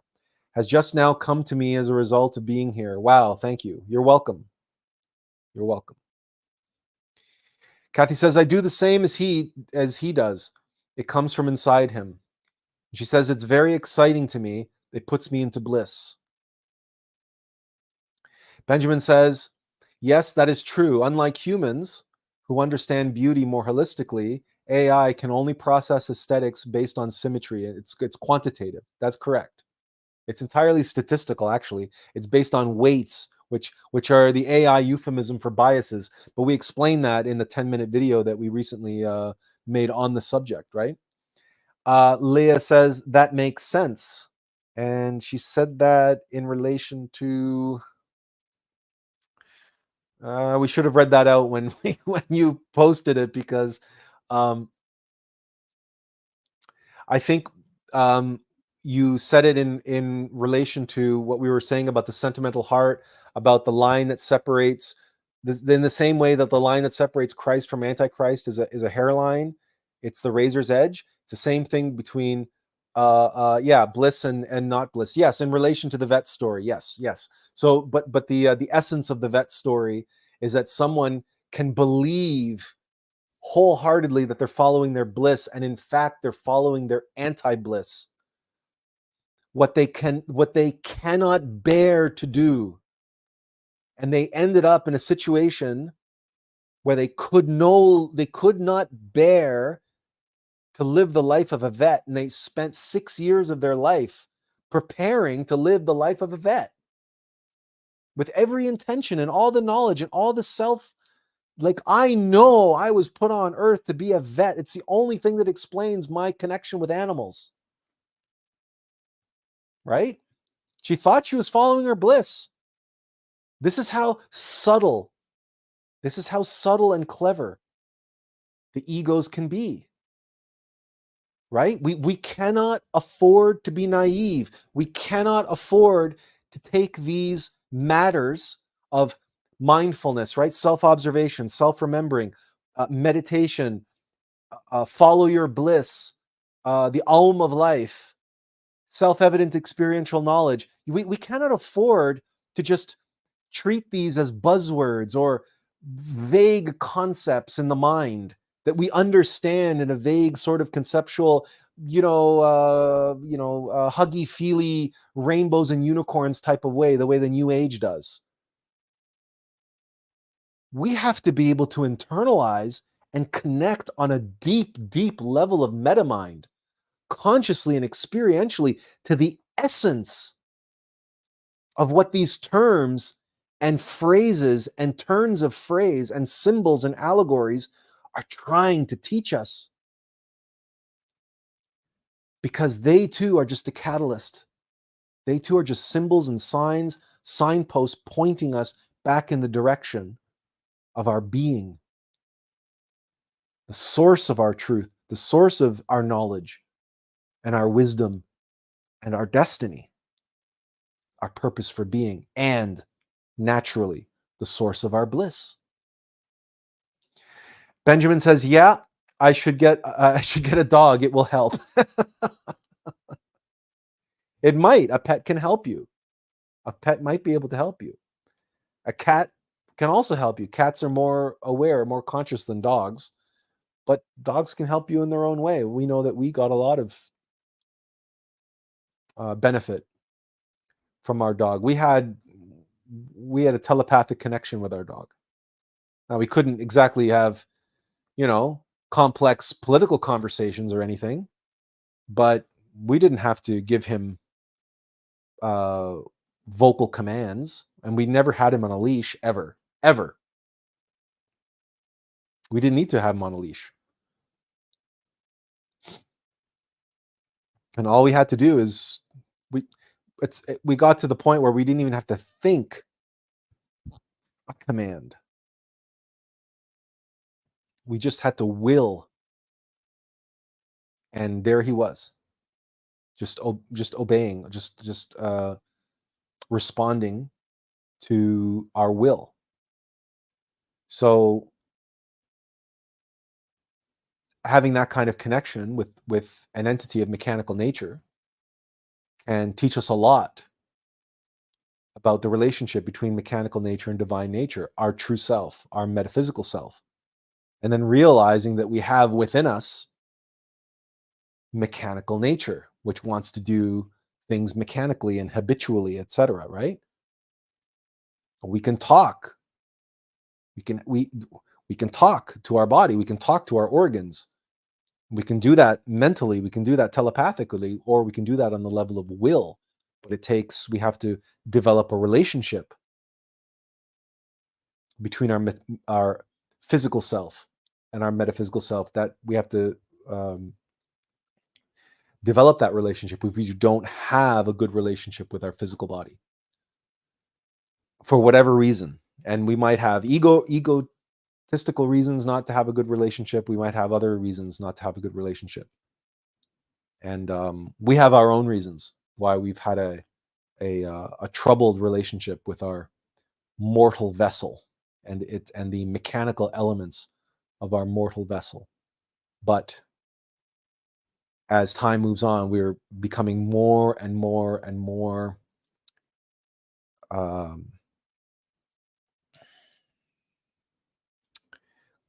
comfortable is not the right word. More allowing, more embracing the complex and tenuous relationship that we have. And the more we do that, the more we comprehend. It's that old expression, when two adversaries come to an understanding, they can achieve détente.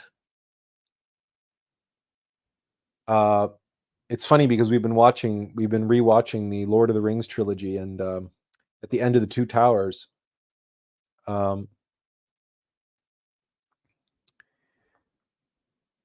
Faramir captures Frodo and Sam and is going to take the ring back to Minas Tirith.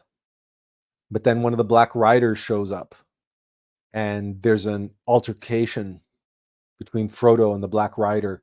And then Samwise Gamgee has this beautiful speech, this beautiful monologue about how Boromir died because he tried to take the ring. And then finally, Faramir says to Frodo, he says, "I think at last we finally understand one another, Frodo Baggins." And he unties them and he lets them go. He lets them leave with the ring to continue on their mission into Mordor, along with Gollum. And it's that moment of realization where you have somebody here that's carrying the most powerful item in the world, and he's on a suicide mission to destroy it, and he's already been consumed by it. You can see it, and you learn that it was that consumption that killed your own brother.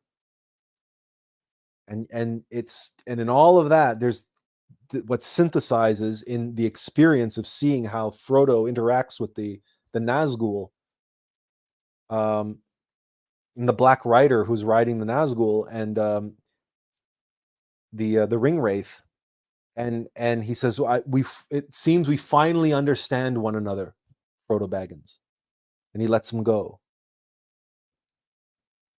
So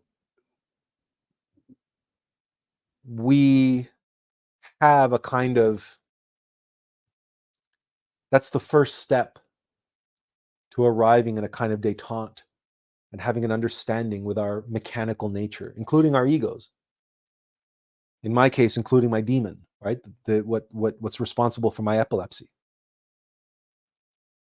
And this is an advanced level of being where your adversary is not exactly your adversary. It is and it isn't, but this is what it means to be beyond the Tao, beyond duality, beyond yes or no, black or white, good and evil.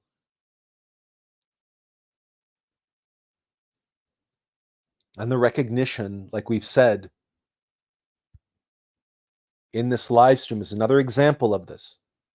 We must never forget that there are no vast gulfs separating mechanicity from determinism from consciousness, mechanicity from divinity, good from evil, Christ from Antichrist, being from not being. We must comprehend the Tao, the line that separates the two halves of the Tao. And then we realize that there's each half has the other within it.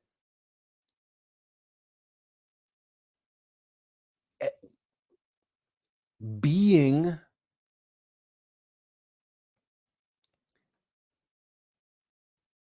means living from a place beyond the Tao and recognizing that we cannot get there without the duality and without overcoming the duality, but not overcoming the duality by having one half wipe out the other. That's being stuck in duality. But this is we arrive here. We can't begin here. We can't start with that, because the mind itself can very easily fall into the trap of saying, oh, well, I understand that. The mind can't understand that, because the mind can only understand in a binary way. Even if the mind thinks that it understands that, the mind cannot know truth. That's what our entire last 10-minute video was about. To emphasize that a machine cannot know truth. It can reflect it, it can indicate it in some way, but it cannot know. Only consciousness can know. And consciousness is an aspect of the being.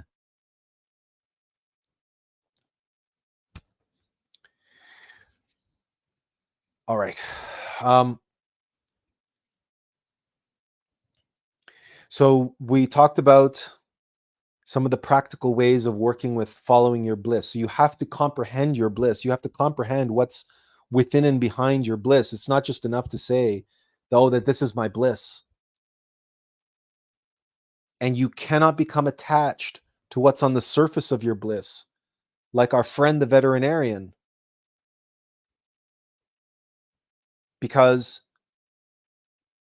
therein lies, again, a trap. Just like we did not become attached to doing collage, even though we were following our bliss. And we also didn't become attached to becoming a filmmaker, because we're not a filmmaker. And yet, we're here editing and creating videos. It doesn't make us a filmmaker. We're not a director. We're not in Hollywood. We're not acting. We're not directing. We're not writing. Not dramatic movies. And yet, right, we're doing something that's related. But there was a 20-year gap, as we described, from the age of 22 to 42. There's a good 20-year gap when we weren't doing anything of the kind.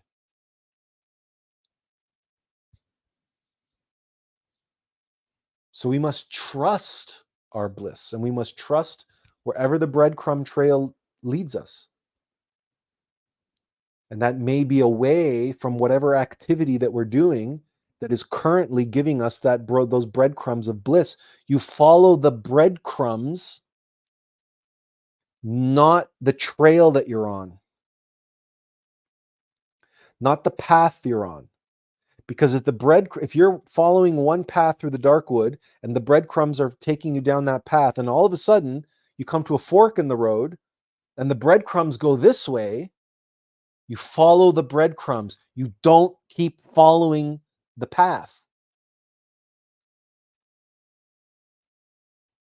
So that means, in our case, the example in our case is when our dreams of becoming a filmmaker collapsed in front of our face, and we were told by one of the most powerful people in the Canadian film industry that we would never make it in the industry, so don't even bother.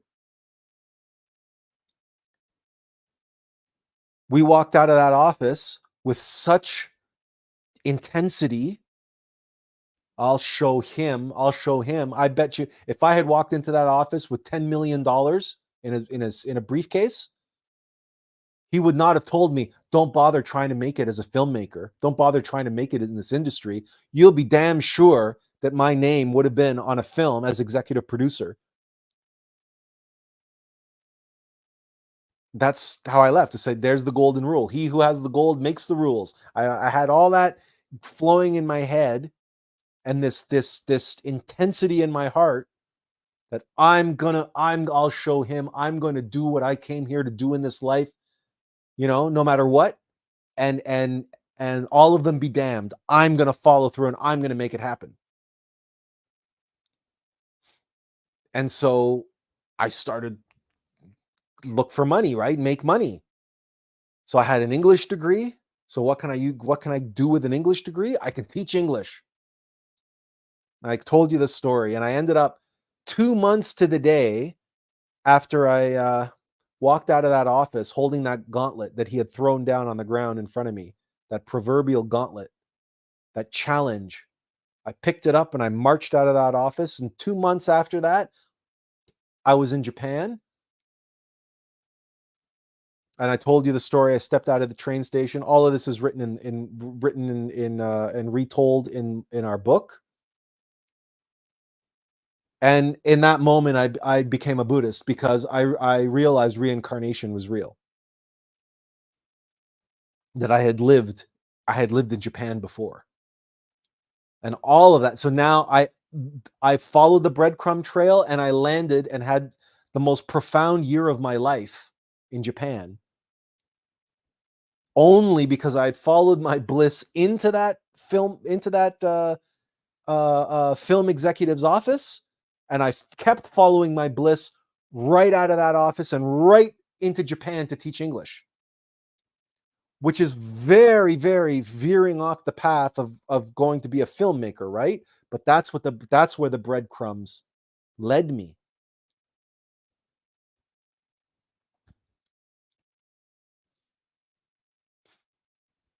So you see, following your bliss, there is practical, meaningful, there's a metaphysical science to this.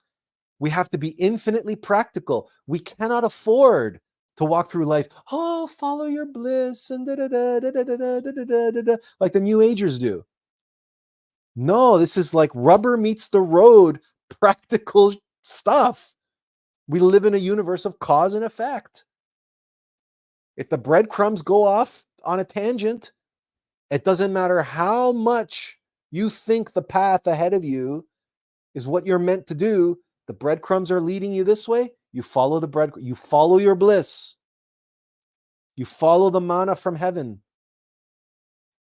It doesn't matter if your family, your friends, your mind, your bank account, everything is telling you, no, you got to stay on this road. This road looks good. This is a road of comfort, of security. You become familiar with this road. You become comfortable with this road. You're content on this road. You're safe on this road. Don't go veering off that way on this rocky, craggy road that's going up into the mountains.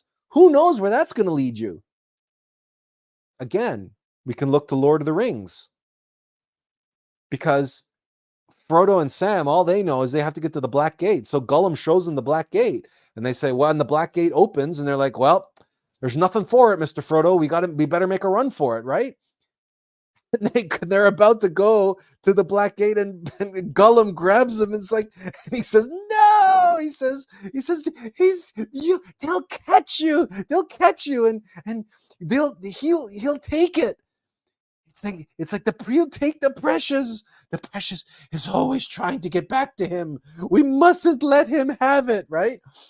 And then that's when Gollum says, no, there's another way, a secret way, the stairs, and then the tunnel, right? Now, of course, Gollum is leading them into a trap, right? He's leading them to Shelob. But we all know how the story unfolds. And Frodo follows his bliss. Frodo follows his heart, his compassion for Gollum, and his trust and his faith in the words of Gandalf. And Gandalf in Lord of the Rings is the magician. He is the innermost. To what all of the other characters, he's Gandalf the White. And when he said to Frodo, he said, it was Bilbo's pity which spared Gollum. And he says, for good or for ill, Gollum still has a role to play in all this. And Frodo connects with his pity for Gollum, his compassion for Gollum, his faith, because Gollum we told him to bring us to the Black Gate. He did. I'm going to trust in his other path through the mountains and through the tunnel, the secret way into Mordor. Because we're going to have a better chance sneaking into Mordor than we will trying to get through the Black Gate. So we have to be open. We have to be open to where fate leads us. And what Shakespeare said, is it nobler in the mind to suffer the slings and arrows of outrageous fortune, or to take up arms against a sea of troubles and by avoiding end them? This is the great balancing. This is the great adversarial conflict within the psyche, within the heart of every individual. The conflict to be or not to be.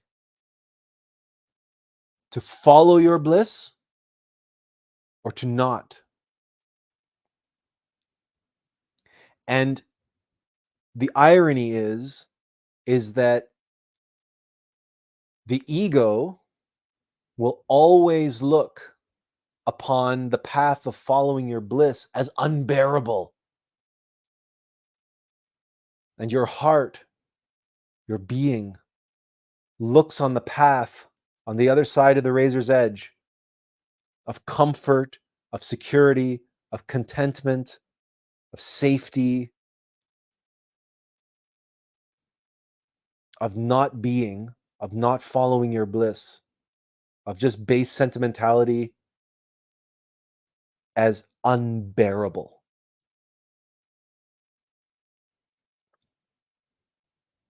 And that's the challenge that we face, is that if we're caught up in our machine mind, if we're caught up in the machinations of ego, our bliss is going to seem unbearable, because the suffering that we have to endure in order to follow our bliss, our egos are not going to want to do that. When the breadcrumbs veer off into that dark, difficult, craggy, unworn, unwalked, who knows where the hell that path leads. But this path is nice and smooth and well worn, and it's, let's keep going on. Let's keep going this way. The ego doesn't like change.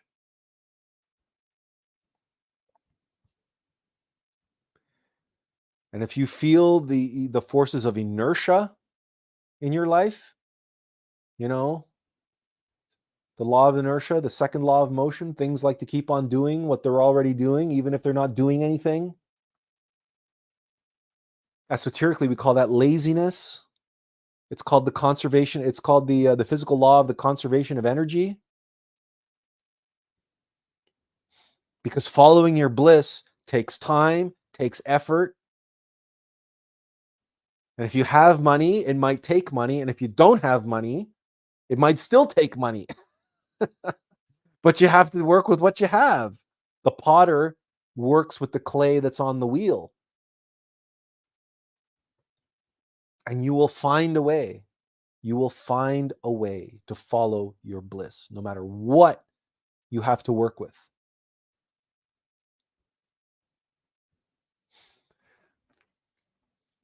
Joanne says, this is one of the meatiest, enlightening, and awe-inspiring lectures I've been to in a long, long time. The cobwebs are being blown out. The cobwebs are being blown out, and the fire of intention and renewal is blazing. Thank you, brother. You're welcome, sister.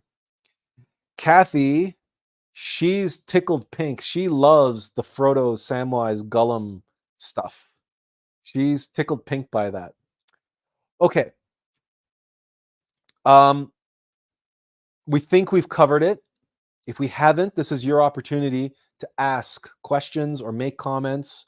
And in the meantime, this is where we're going to exercise some license. And we're going to go back because we promised Benjamin that we were going to answer his question that may be off topic. So if you want to ask a question, ask us whatever you want to ask us on any topic at all whatsoever, right? We blow the doors open. It's a free-for-all, right? Follow your bliss. Ask us whatever it is you want to ask us. And in the meantime, we're going to cover Benjamin's question here at last. Hopefully he's still with us. Hopefully he was patient enough to stay around to the end. He says, I'm going to be the one to say, I'm going to be the one to say it, but coitus is a huge baggage for me because I had the rational mind and say I'm too young. I didn't graduate high school.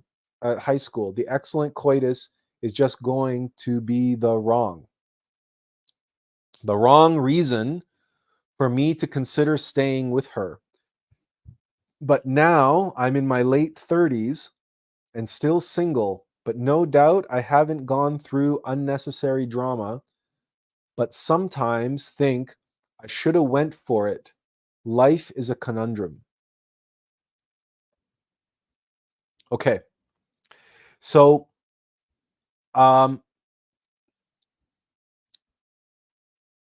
okay, so I'm going to say that, one thing. Coitus is a huge baggage for me because I had the rational mind and say I'm too young. I didn't graduate high school. Okay, the excellent coitus is just going to be the wrong reason for me to consider staying with her.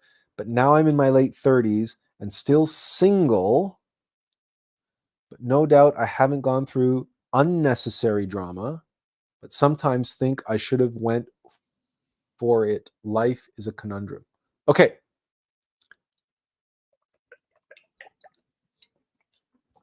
It turns out it was actually somewhat related.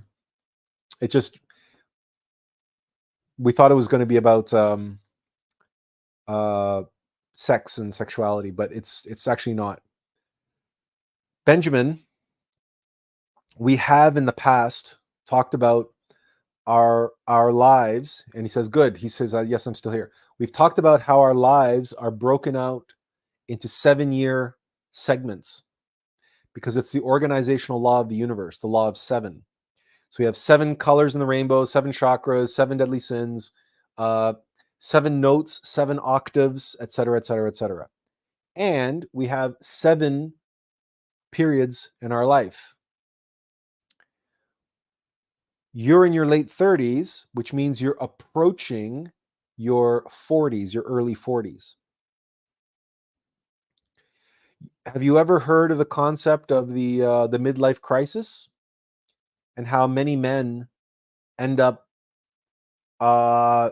getting divorced, quitting their jobs, going out and buying a motorcycle or buying a muscle car, or or going batshit crazy, getting a 18-year-old mistress and just completely losing their minds. The reason why that is because they turn 42 and they realize that they're not doing what they were born to do in their life. They're not following their bliss. This becomes acutely prevalent in our early 40s as we enter into that 6th, 7th. That's because 7 times 7 is 49. So between 42 and 49, and these are rough numbers, okay? Rough figures. Between 42 and 49, we are preparing, really preparing for what we were meant to do. But we start doing it. It's like we're actually starting to do it now.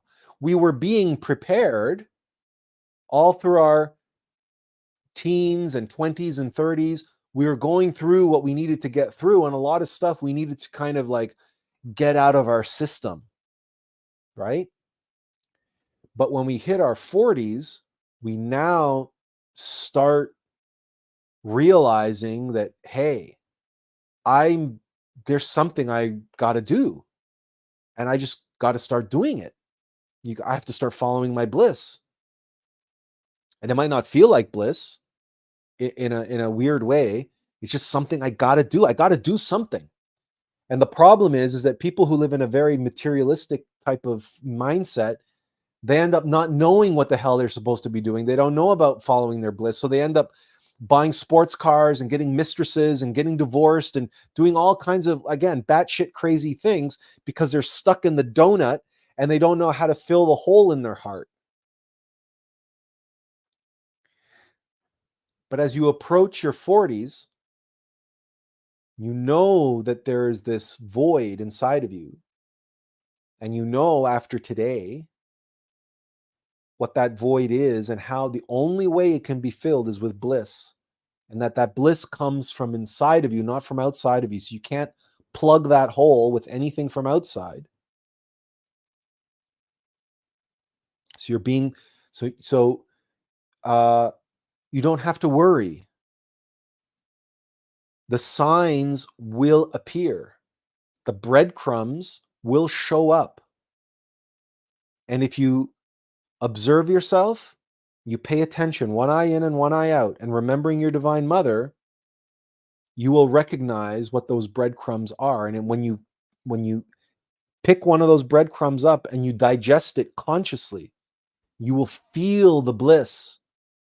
And you will know that your Divine Mother put that manna from heaven here on the path. And you know now that you need to follow those breadcrumbs.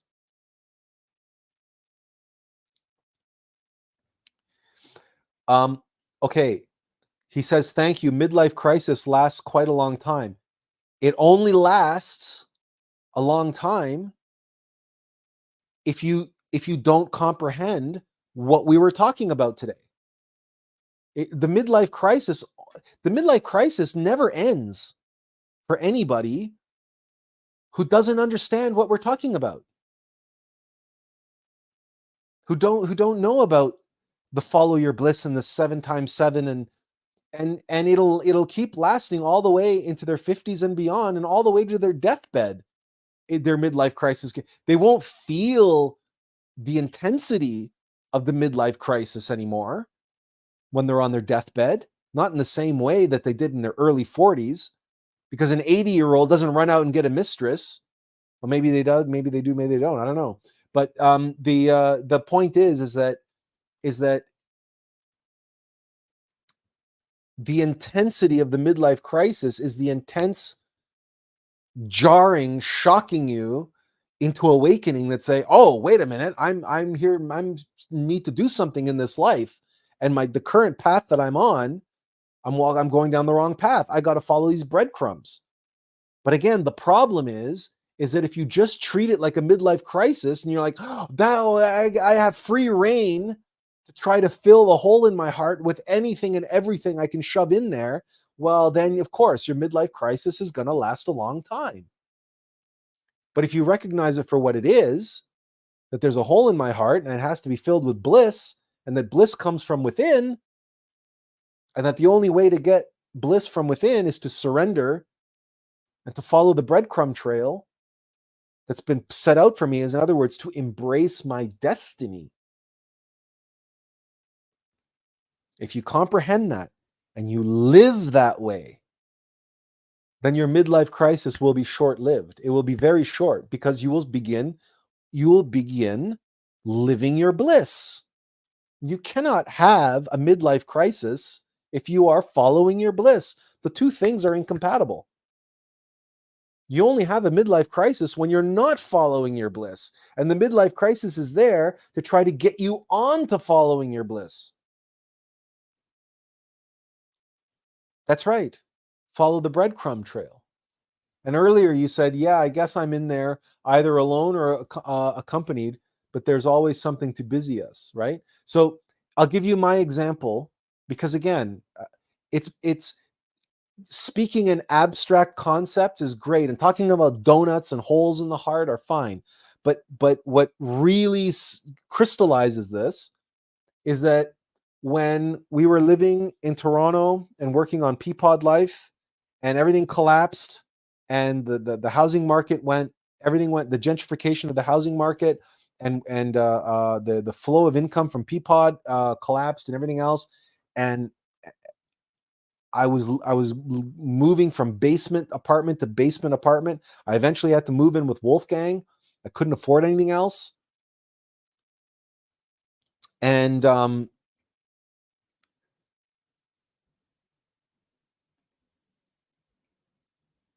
just it just dawned on me.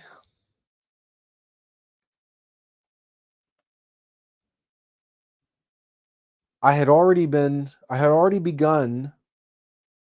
writing blogs of a spiritual nature. And just one day, it dawned on me that I have a recording feature on the cell phone. Just go into meditation and to start and to record whatever comes. And I did that. And then I put it on the computer, and I began downloading videos from YouTube and cutting them, and I was using like off the shelf software, free software, to do all this. And I started making YouTube videos.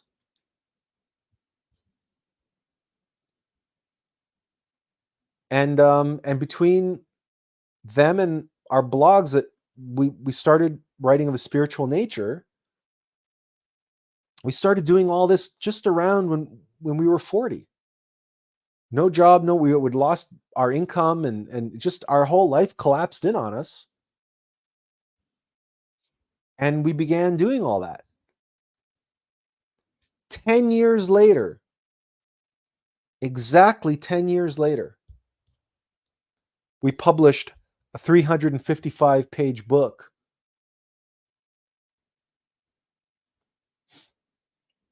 called What in Hell is With Us?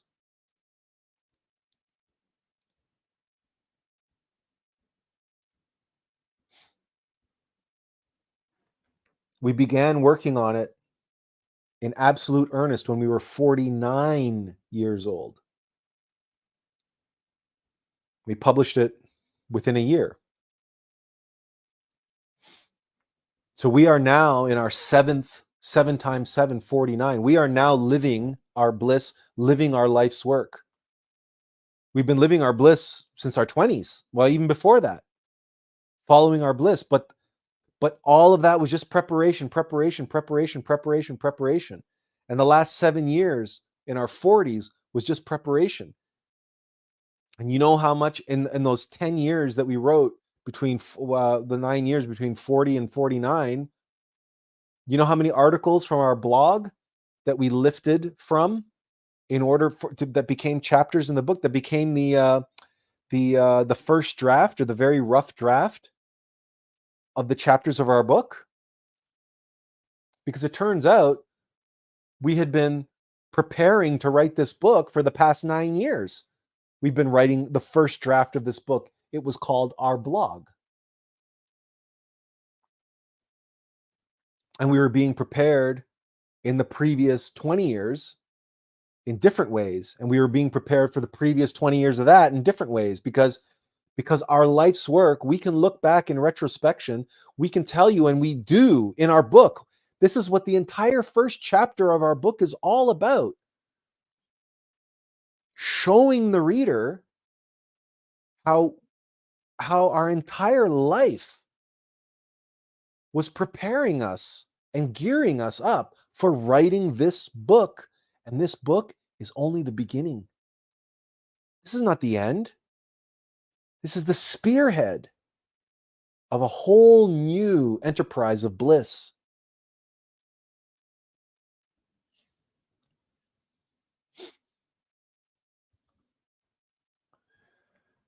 Joanne says, today's lecture has helped me see what my bliss is. It is very apparent to me now. I am so encouraged because it is the linchpin for me going forward and living it and organizing my life around this now. I've been waiting for this day for a long time. Well, Joanne, that alone makes today worthwhile. And Kathy says, thank you, Attila. This information helped me today. That alone makes this worthwhile. And the fact that we know in our heart that everyone watching today and everybody who will watch this in the future will get something from today. And everybody who reads our book is going to get something from our book and something from our example. And we're not saying that because we're better or superior or anything else. No, we're just saying is because we walk this path. We're walking this path. So if you can learn from our mistakes and learn from our experience, then do so. Because it is our life's work to have walked this path and comprehended it and suffered through everything we suffered through. And what do you call it when you skim the cream off the top and then serve that cream, right? Because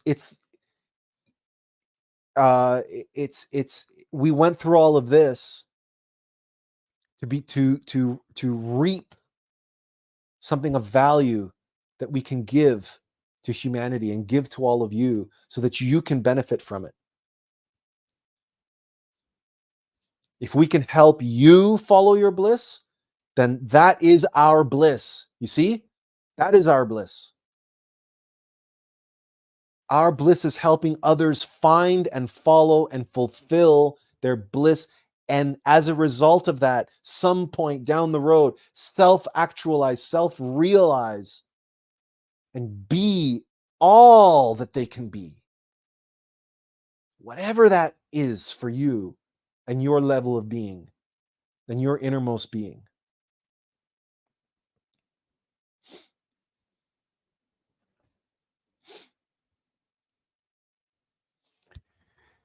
Benjamin says, I can say about the donut example, do not eat the donut, but see the defects of it. The center.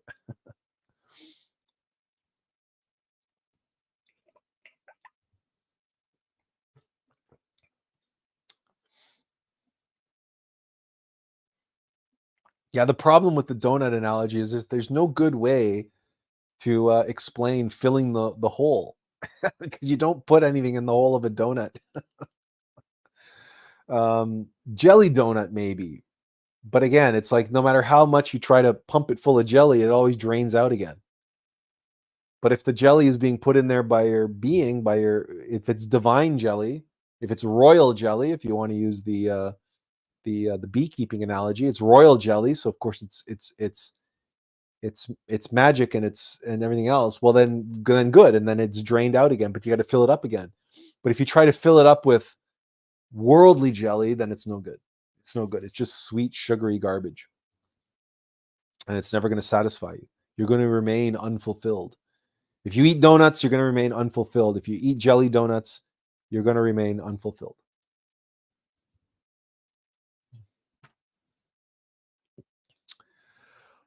All right. Does anybody have any other questions or comments or concerns or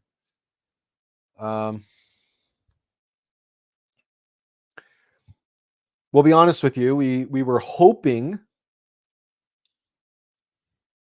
that we might have our 5-minute video done in time for today's live stream, but it wasn't meant to be.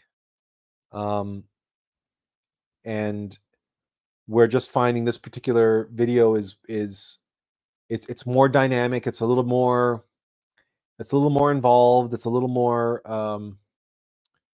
and it's just taking a little bit more time. We're close.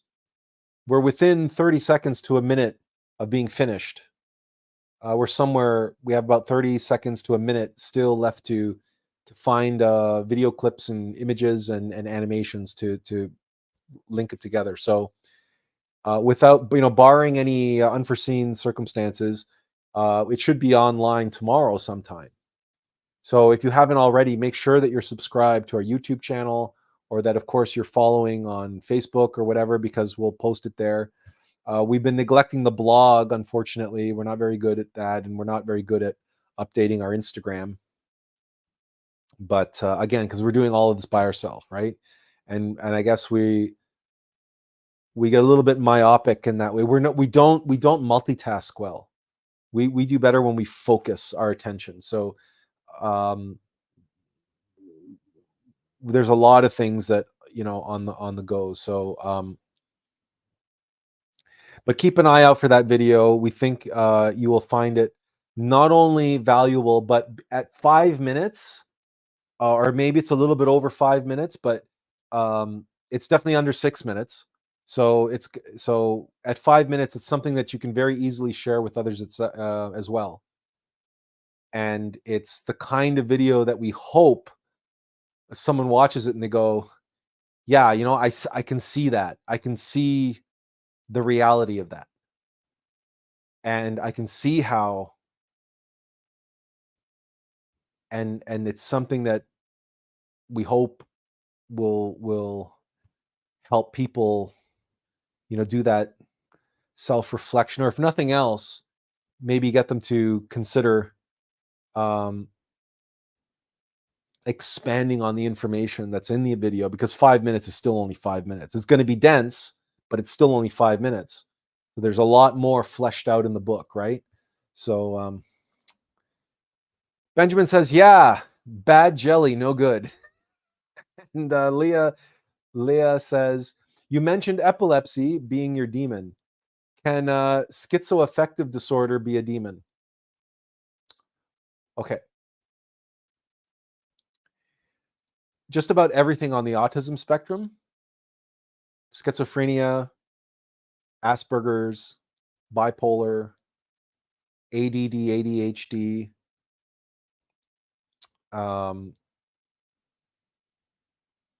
what are some of the other ones? Epilepsy, and then there's dyslexia. Okay.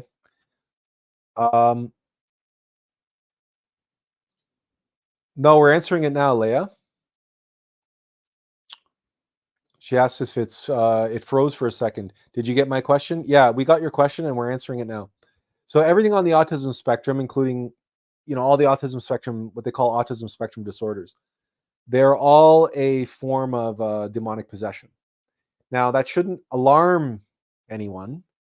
You shouldn't feel alarmed by that, because what we're really talking about is a more elaborate mechanical infestation of the psyche. But we are all demons to one degree or another, because we all have fear, lust, greed, envy, pride, right? So we're all infected with this psychological malware that's infesting and infecting our human machine. And in the same way that malware takes over an operating system on a computer, so too, these egos have taken over our psyche and they're there to exploit our precious human resources, right? Our consciousness and our sexual energy. So having a more elaborate type of psychological malware simply means that we have a more aggressive and a more sophisticated machine that is exploiting our consciousness and sexual energy. Our adversary is tougher. Our adversary is more sophisticated, more complicated, more complex, and so requires greater vigilance on our part and greater consciousness in order to overcome it. And but if you want, we can, talk about this privately also as well. Like message me sometime on Facebook, or if you don't want to discuss it openly in the live stream because it can be sensitive. But generally speaking, most of what we describe as mental illness is the ravage, the infections and infestations of our human machine, our psychological operating system, by these psychological malware, which we call demons. Because lust is a demon, fear is a demon, fear absolutely is a demon. And because we even say, oh, so is anger, right? We say when we behave in ways that we regret afterwards, what do we say? We say, what possessed me to do that? Oh my God, what possessed me to do that? That's a common expression. It's a cliche, but it's a cliche because it's true. Because, or, I was gripped by anger, or I was frozen by fear, right? People who are paralyzed with fear, right? And then people who experience like sleep paralysis, and there's all kinds of phenomena. Now, sleep paralysis can be fourth dimensional entities that are not necessarily inside of you per se. They are, and we can also experience incubi and succubi. There's lots of malevolent entities in the internal worlds, right? And they're not all karmically connected to us, like our own individual, what we call our demons, our defects and vices, our sins, right? Our nafs, because every religion, every spiritual tradition has a different name for these things. And but yeah, it's typically what they refer to as demons or devils or whatever. But the seven deadly sins are how the Christian esotericists, the Christian mystics, understood them. So, no, you're welcome, Leah, because it's important for us to get that across, because we don't want to sound alarmist. We also should let you know that the next book that we're working on, the next book that we'll be publishing is, we'd rather show this. It's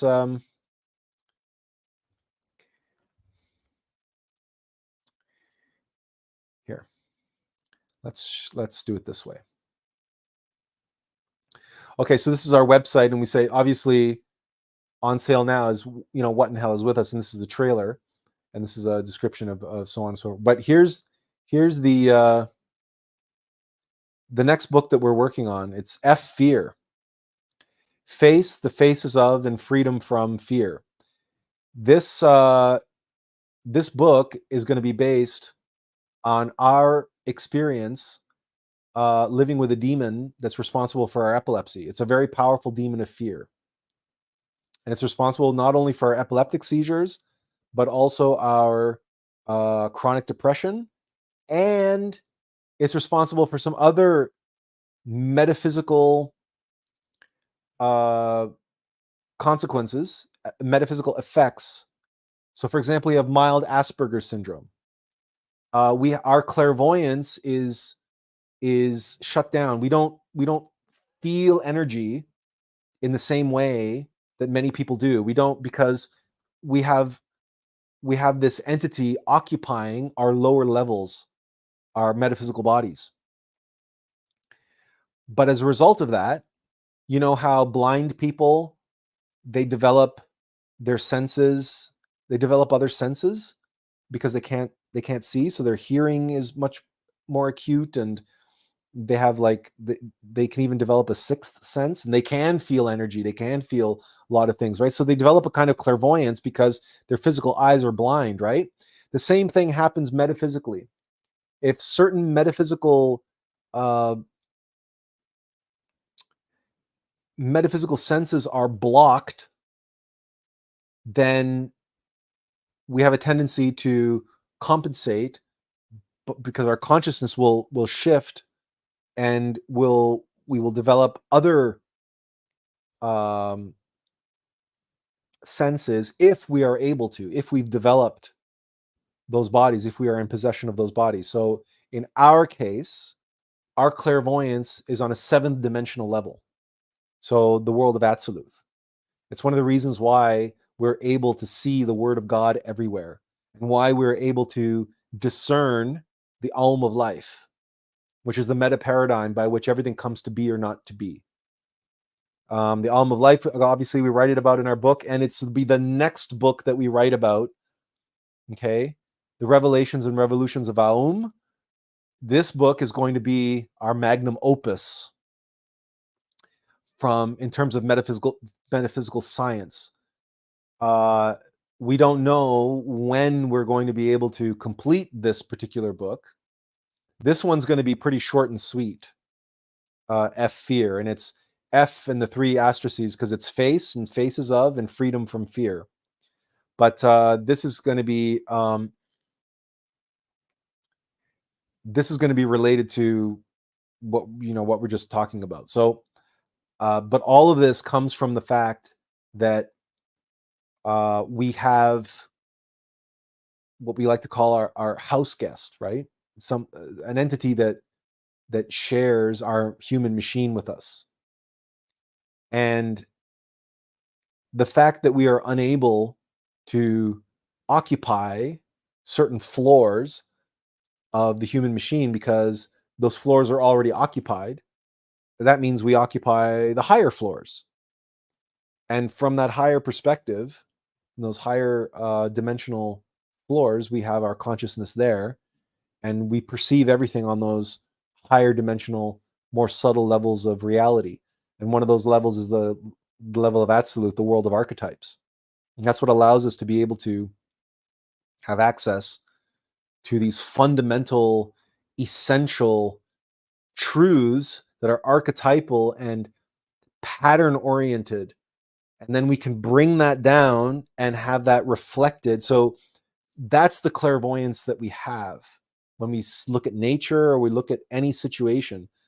We're looking at the unformed essences of form expressing themselves through the form, but we don't get bogged down in the form, right? That's one. And as we said at the beginning, which you missed this, but we say it all the time, as that we have a terrible memory.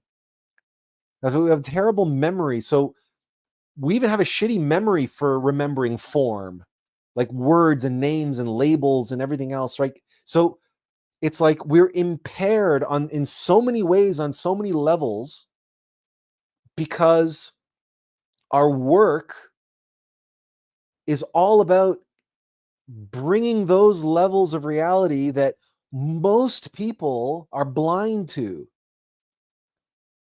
and making those visible to them. And that's why we're blind to what a lot of people can see. We're blind. A lot of people can feel energy. A lot of people can sense emotion. A lot of people have really good, what they call emotional intelligence, and so on and so forth. And a lot of people can feel vibes, and a lot of people are really good, like charismatic, and they're good with other people because on the metaphysical level, when it comes to emotions and touchy-feeliness, right, and all those vibes, they have a lot of consciousness and that level. And that's why so many New Age people are stuck in so-called 5D ascension, because their consciousness can't get past the fifth dimension. So that's why,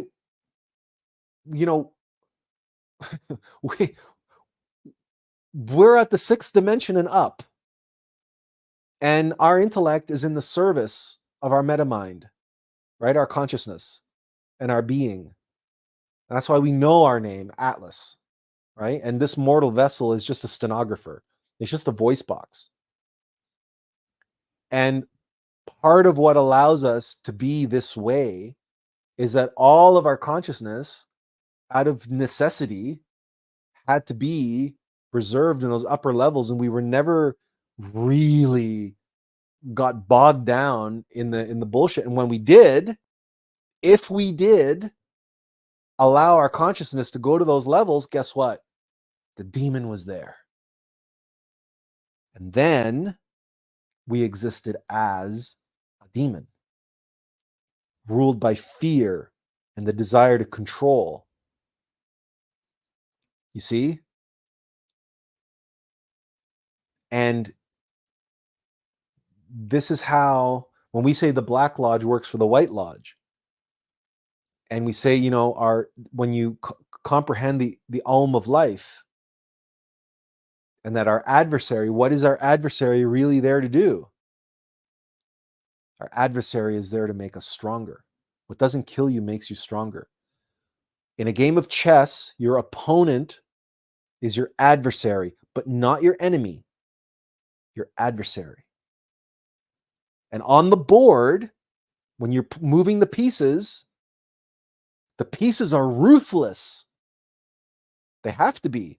And so they must be, because if your adversary doesn't move the pieces on the board in a way that are absolutely ruthless and heartless, then your adversary cannot make you a better chess player. You become a better chess player when you are challenged, when you face a challenge. And when you face an obstacle, we'll share this with you, because you're a new face, you're a new name. So some of what often you'll hear us say, well, we've talked about this and we've shown you this, we've talked about that, and so on and so forth. This is the book for, the website for our book, What and How, and we have our resources section and all the figures from the book. We have it here because we also released it as an ebook and an audio book. So this is where people who just download the audio book can come and actually get all the visualizations that we put in the book. And this is one of the infographics or visual aids that we use in the book. And it's basically states that what you read there, it's life is baffling.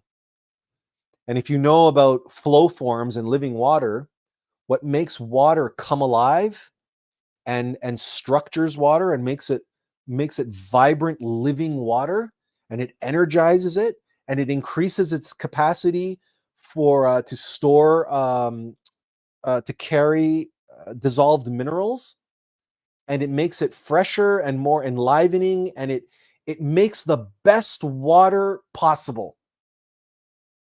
Well, those are baffles.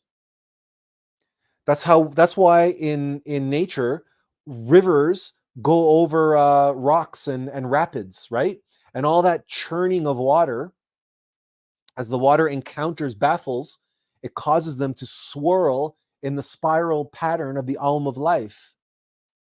And as it spirals into that spiral pattern, it synthesizes and it energizes and it revitalizes, and it becomes structured living water.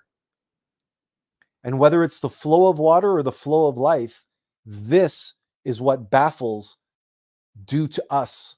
This is like when you go to the gym and lift weights, or when you practice chopsticks on the piano for 5 hours a day, right? To become what? To become a better pianist. Or you spend 500 hours in the flight simulator to become a pilot. Or you spend, 6 hours in the gym every week to become a bodybuilder.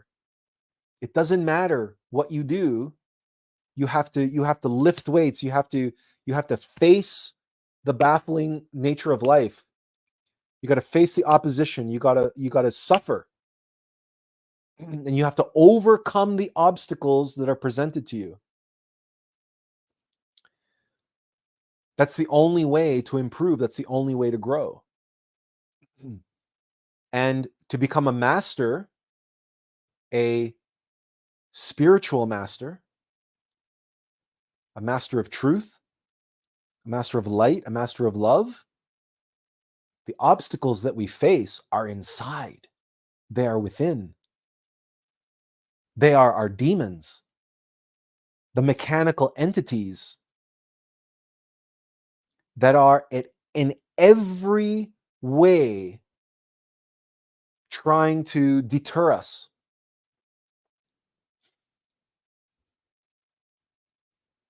But, right, the very mountain that facilitates our climb to the summit, that same mountain is trying to kill us at every turn. The cold, the wind, the craggy rocks, the avalanches, the aching muscles, gravity. It's all trying to make us fall. But there's only one way to become a master mountaineer. You have to conquer the mountain that's trying to kill you. It's the only way to become a master mountaineer.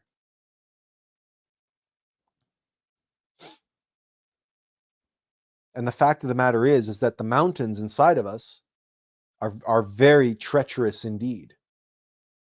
And the three mountains, there's three of them, in the same way that there's the three traitors of Jesus, right? Judas, Caiaphas, and Pilate. They're the three witches of Macbeth.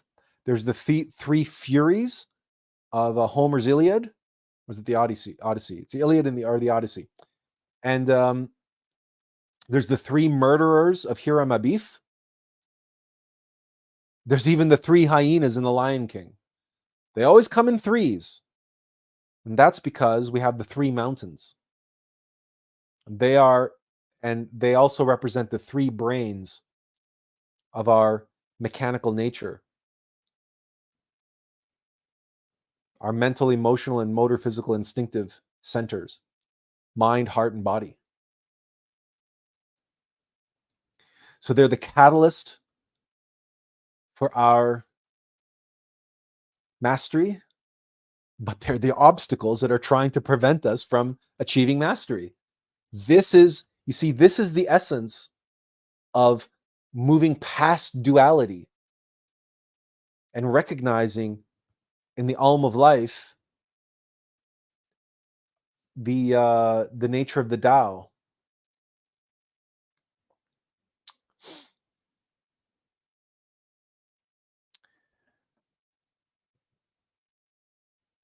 Yeah, okay. Well, we'll just leave it at that. Benjamin says, I know this is an odd question, but what dimension might apply to, in this case, life is baffling? It's every dimension. But it's mostly the fifth dimension down. Right? So mind, heart, body. So exactly what we were showing in the previous slide. So here,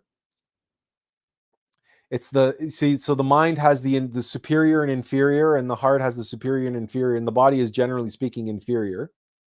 So no, it's the fifth dimension down is what's challenging us, right? Consciousness is in the sixth dimension, and so is the world of Absoluth, right? That's Gnosis and the Christ, Alux, right?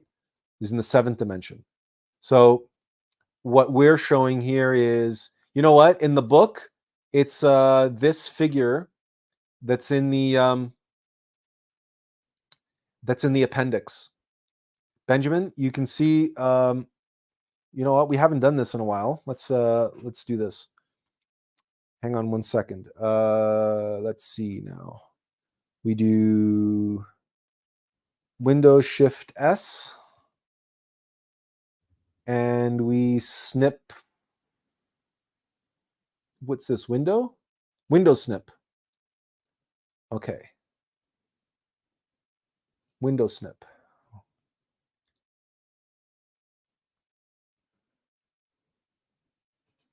So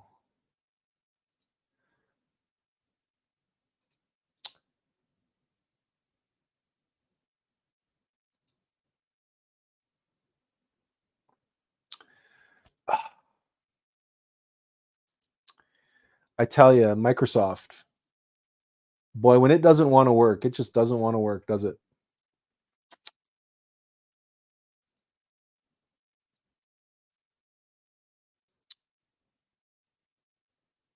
Oh, there it is. It worked. Well, it did something anyway. It didn't do exactly what I wanted to do, but nah, it's close enough, I guess. Can we make this full screen? Oh, anyway.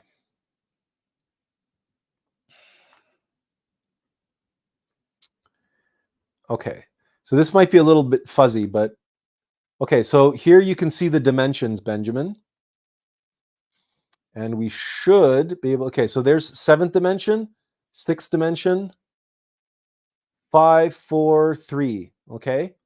So here is the true self, the monad. Okay. It's 6D. So this is the true self. And this is how you know that the new age is full of shit, because they talk about 5D ascension. The consciousness and the true self, the monad, is 6D. Okay, it's here. The fifth dimension is part of what we call the 4 bodies of sin. So anyway, we don't want to focus on this. Yeah, okay. So let's just, can we make this, let's make it a little thinner. Okay, so again, 6D, this is the true self, the monad. Okay, this is what we want to get to. This is where we want to get to. This is where we fall. The consciousness, which is in the 6th dimension, falls, and it becomes identified with what these are, the 4 bodies of sin.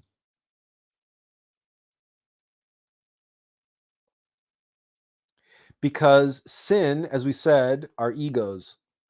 The egos come from the lower 5th dimension, okay? And they infect and infest our mental body, astral body, etheric body or vital body, and the physical body. These are if you think about the lower 5th dimension is hell, the demons come up from hell and possess us and infect us and infest us. And then what happens is, through hypnosis and ignorance, we fall into hell, into the lower 5th dimension. And here it's very small, but you see there's a mirror to the tree of life, right? Hell is a mirror of the supernal worlds. We can't show it the same size because it wouldn't fit in the book, but we have to show it this way. This is the lower 5th dimension. It's a reflection, but it's an inversion, right? So so this is where the work is. Our consciousness in the 6Ds. So when we practice self-observation, we are using our consciousness to observe these 4 bodies, and what we're observing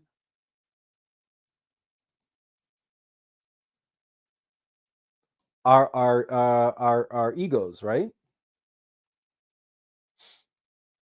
That are, and we want to observe how they are causing us and others suffering. And then as we comprehend them, we can we can eliminate them. And as we eliminate them, we liberate more consciousness. So the consciousness that fell and is trapped in the 4 bodies of sin, as we eliminate egos, which are the ones trapping our consciousness there, we can free consciousness. Okay, and then we become more our true self and less identified with the mortal being.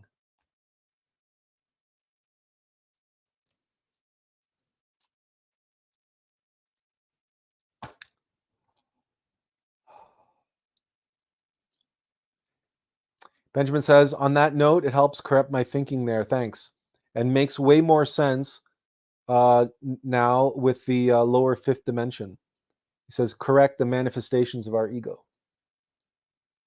So remember how we were talking about the mountain and all the gravity and the wind and the cold and everything is trying to drag you down the mountain, is trying to make you fall off the mountain?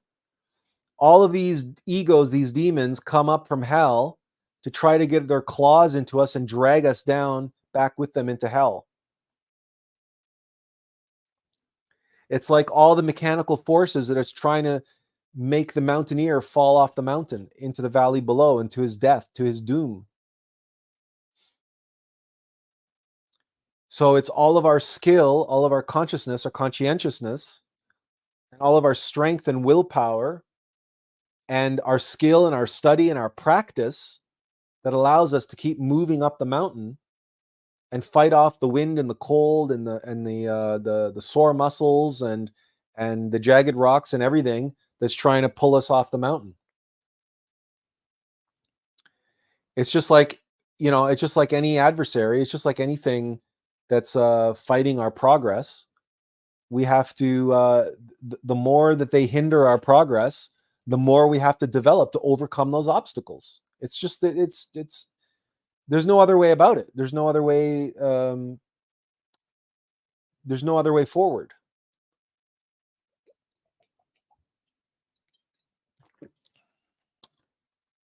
And as long as you're following your bliss, you can be a baker, a plumber, or anything. It doesn't matter. You can be a bus driver. You can be a janitor. It doesn't matter. If you're following your bliss, then you're working your way up the mountains. Benjamin says, got to think of it as a reflection. I forgot. Thanks for clarifying it. You're welcome. Okay, where are we at, everyone? We're getting close to the 3.5 hour mark. Any other questions or comments or concerns? Was this helpful, this scribbling? Because we can do more scribbling. We've done scribbling in the past. We actually had the whiteboard ready to go, but we had a blank whiteboard ready to go. It just never came into. I think that for today's live stream, I think the whiteboard would have distracted and would have diluted the intensity that was required for the topic at hand. The whiteboard was not, even though we were talking about practical metaphysical practices and techniques and so on, the whiteboard would have been just mostly, it's too intellectual, the whiteboard, right? We needed to make more of a visceral, a real passionate, intense connection. And so sometimes, the whiteboard, the visualizations have their place, right? They have a time and space. Everything has a time and a place. And knowing when to use them, that's, again, I have to follow my bliss, right? Alux knows that, right? And Attlas and I, we do what we're told, right? So, any other questions? Any other comments or concerns?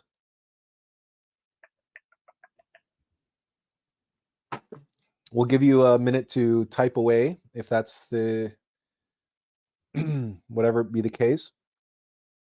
We remind you that we should, touch wood, we should have another video, certainly Monday or Tuesday at the latest.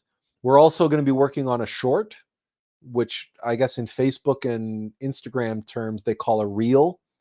In YouTube, they call it a short. It's a portrait framed short video, less than 60 seconds.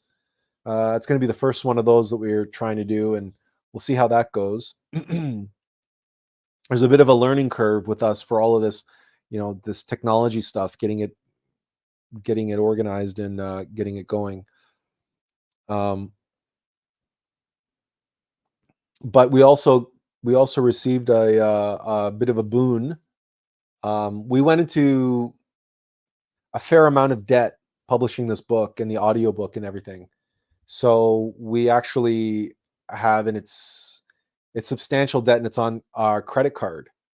And we were looking at quite a lot of interest in trying to pay it off. And because we were going to try to pay it off as soon as possible, it meant that we would have no leftover budget until March or April to do any kind of book promotion of any kind.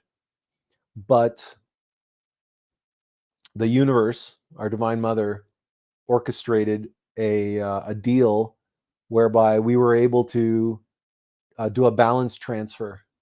And now all of our debt is interest free until October, which means we don't have to pay it off in 3 months. We can pay it off in 6 months.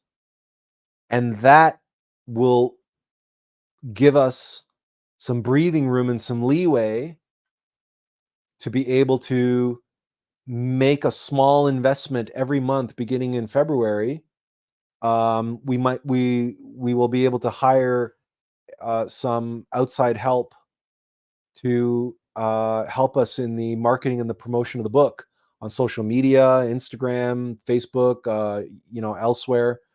And we will have some, fairly good, short, punchy, snappy videos for them to work with in order to do that to do that promotion. So, and we're fairly confident in the website and the links and everything else that we have. So we hope that we can get going on that, next week, now that we have the confirmation that the balance transfer went through.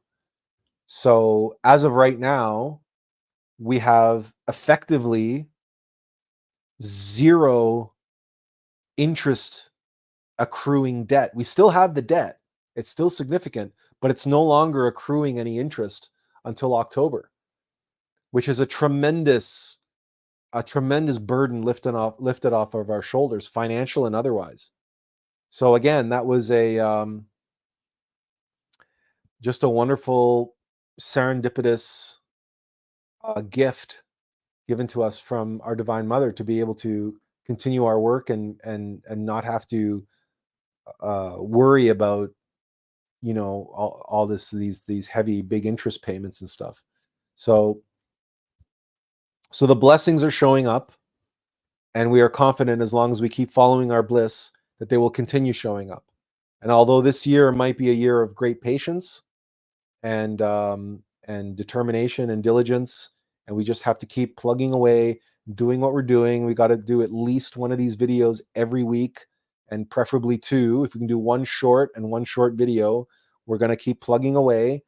And if we can, this AI video ended up being longer. We took 2 sections and amalgamated them into one. We think that in the future, moving forward, we're gonna focus on trying to keep them in the 5-minute range if we can, because then we can do one video and one short every week moving forward at minimum. And maybe once we get more into the groove and we can start reusing footage and so on and so forth, we'll see how that goes.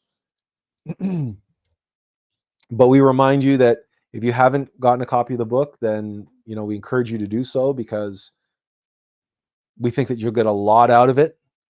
And if you have gotten the book, if you finished it, we ask that you leave a review wherever you bought it from, and also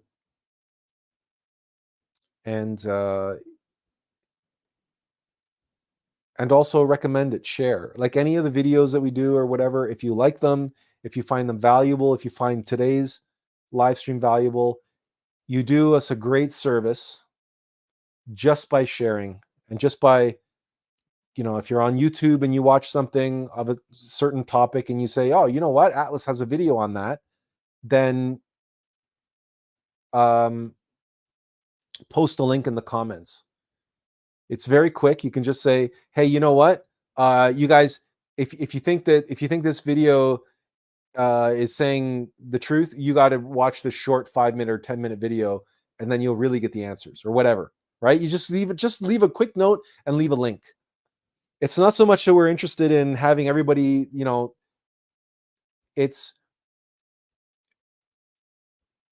it matters to us to be able to, um, it matters to us to be able to reach the influencers, the people who run the channels.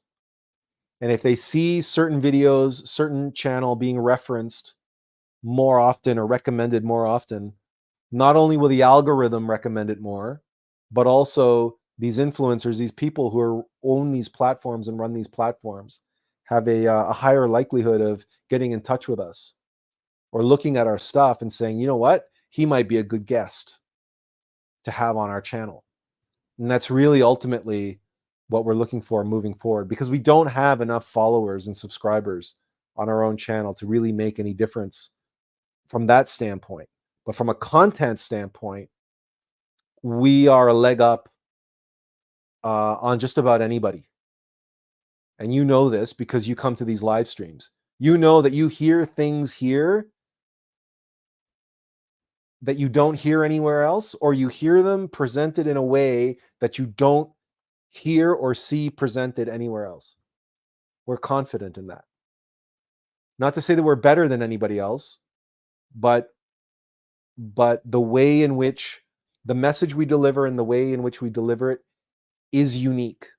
It is unique. And we came here to do it differently, to do it in a way that we feel will connect with more people, will reach more people. It's just the physical aspect of actually getting in front of them is the challenge. It's the actual logistics of it. But the message and how we're delivering it and everything else, yes, it's still intense. Yes, it's still challenging. Yes, it's still problematic. Yes, we're going to face a lot of cognitive dissonance and all the rest of it. But to those who are on the edge, we know we're here to reach those on the edge of the light, on the edge. Those who have the potential to be on this side, and they're just on that side. They just need a nudge over. That's all they need. And it's because they're trapped in one of the trappings of the Great Awakening. And so they're trapped in one of these that we're so familiar with because we were trapped in them. And again, that's all explained and outlined in our book. So, all right, everyone. We've given everyone plenty of chance to type a question or a comment, and there are no more. So we want to thank all of you for taking the time to spend with us again this afternoon. We hope that you have a wonderful week, and we hope that you can join us again next Sunday at the same time, same bat channel. To all of you, we wish you the very, very best, all of our heartfelt gratitude, and as always, inferential peace. Take care, everyone.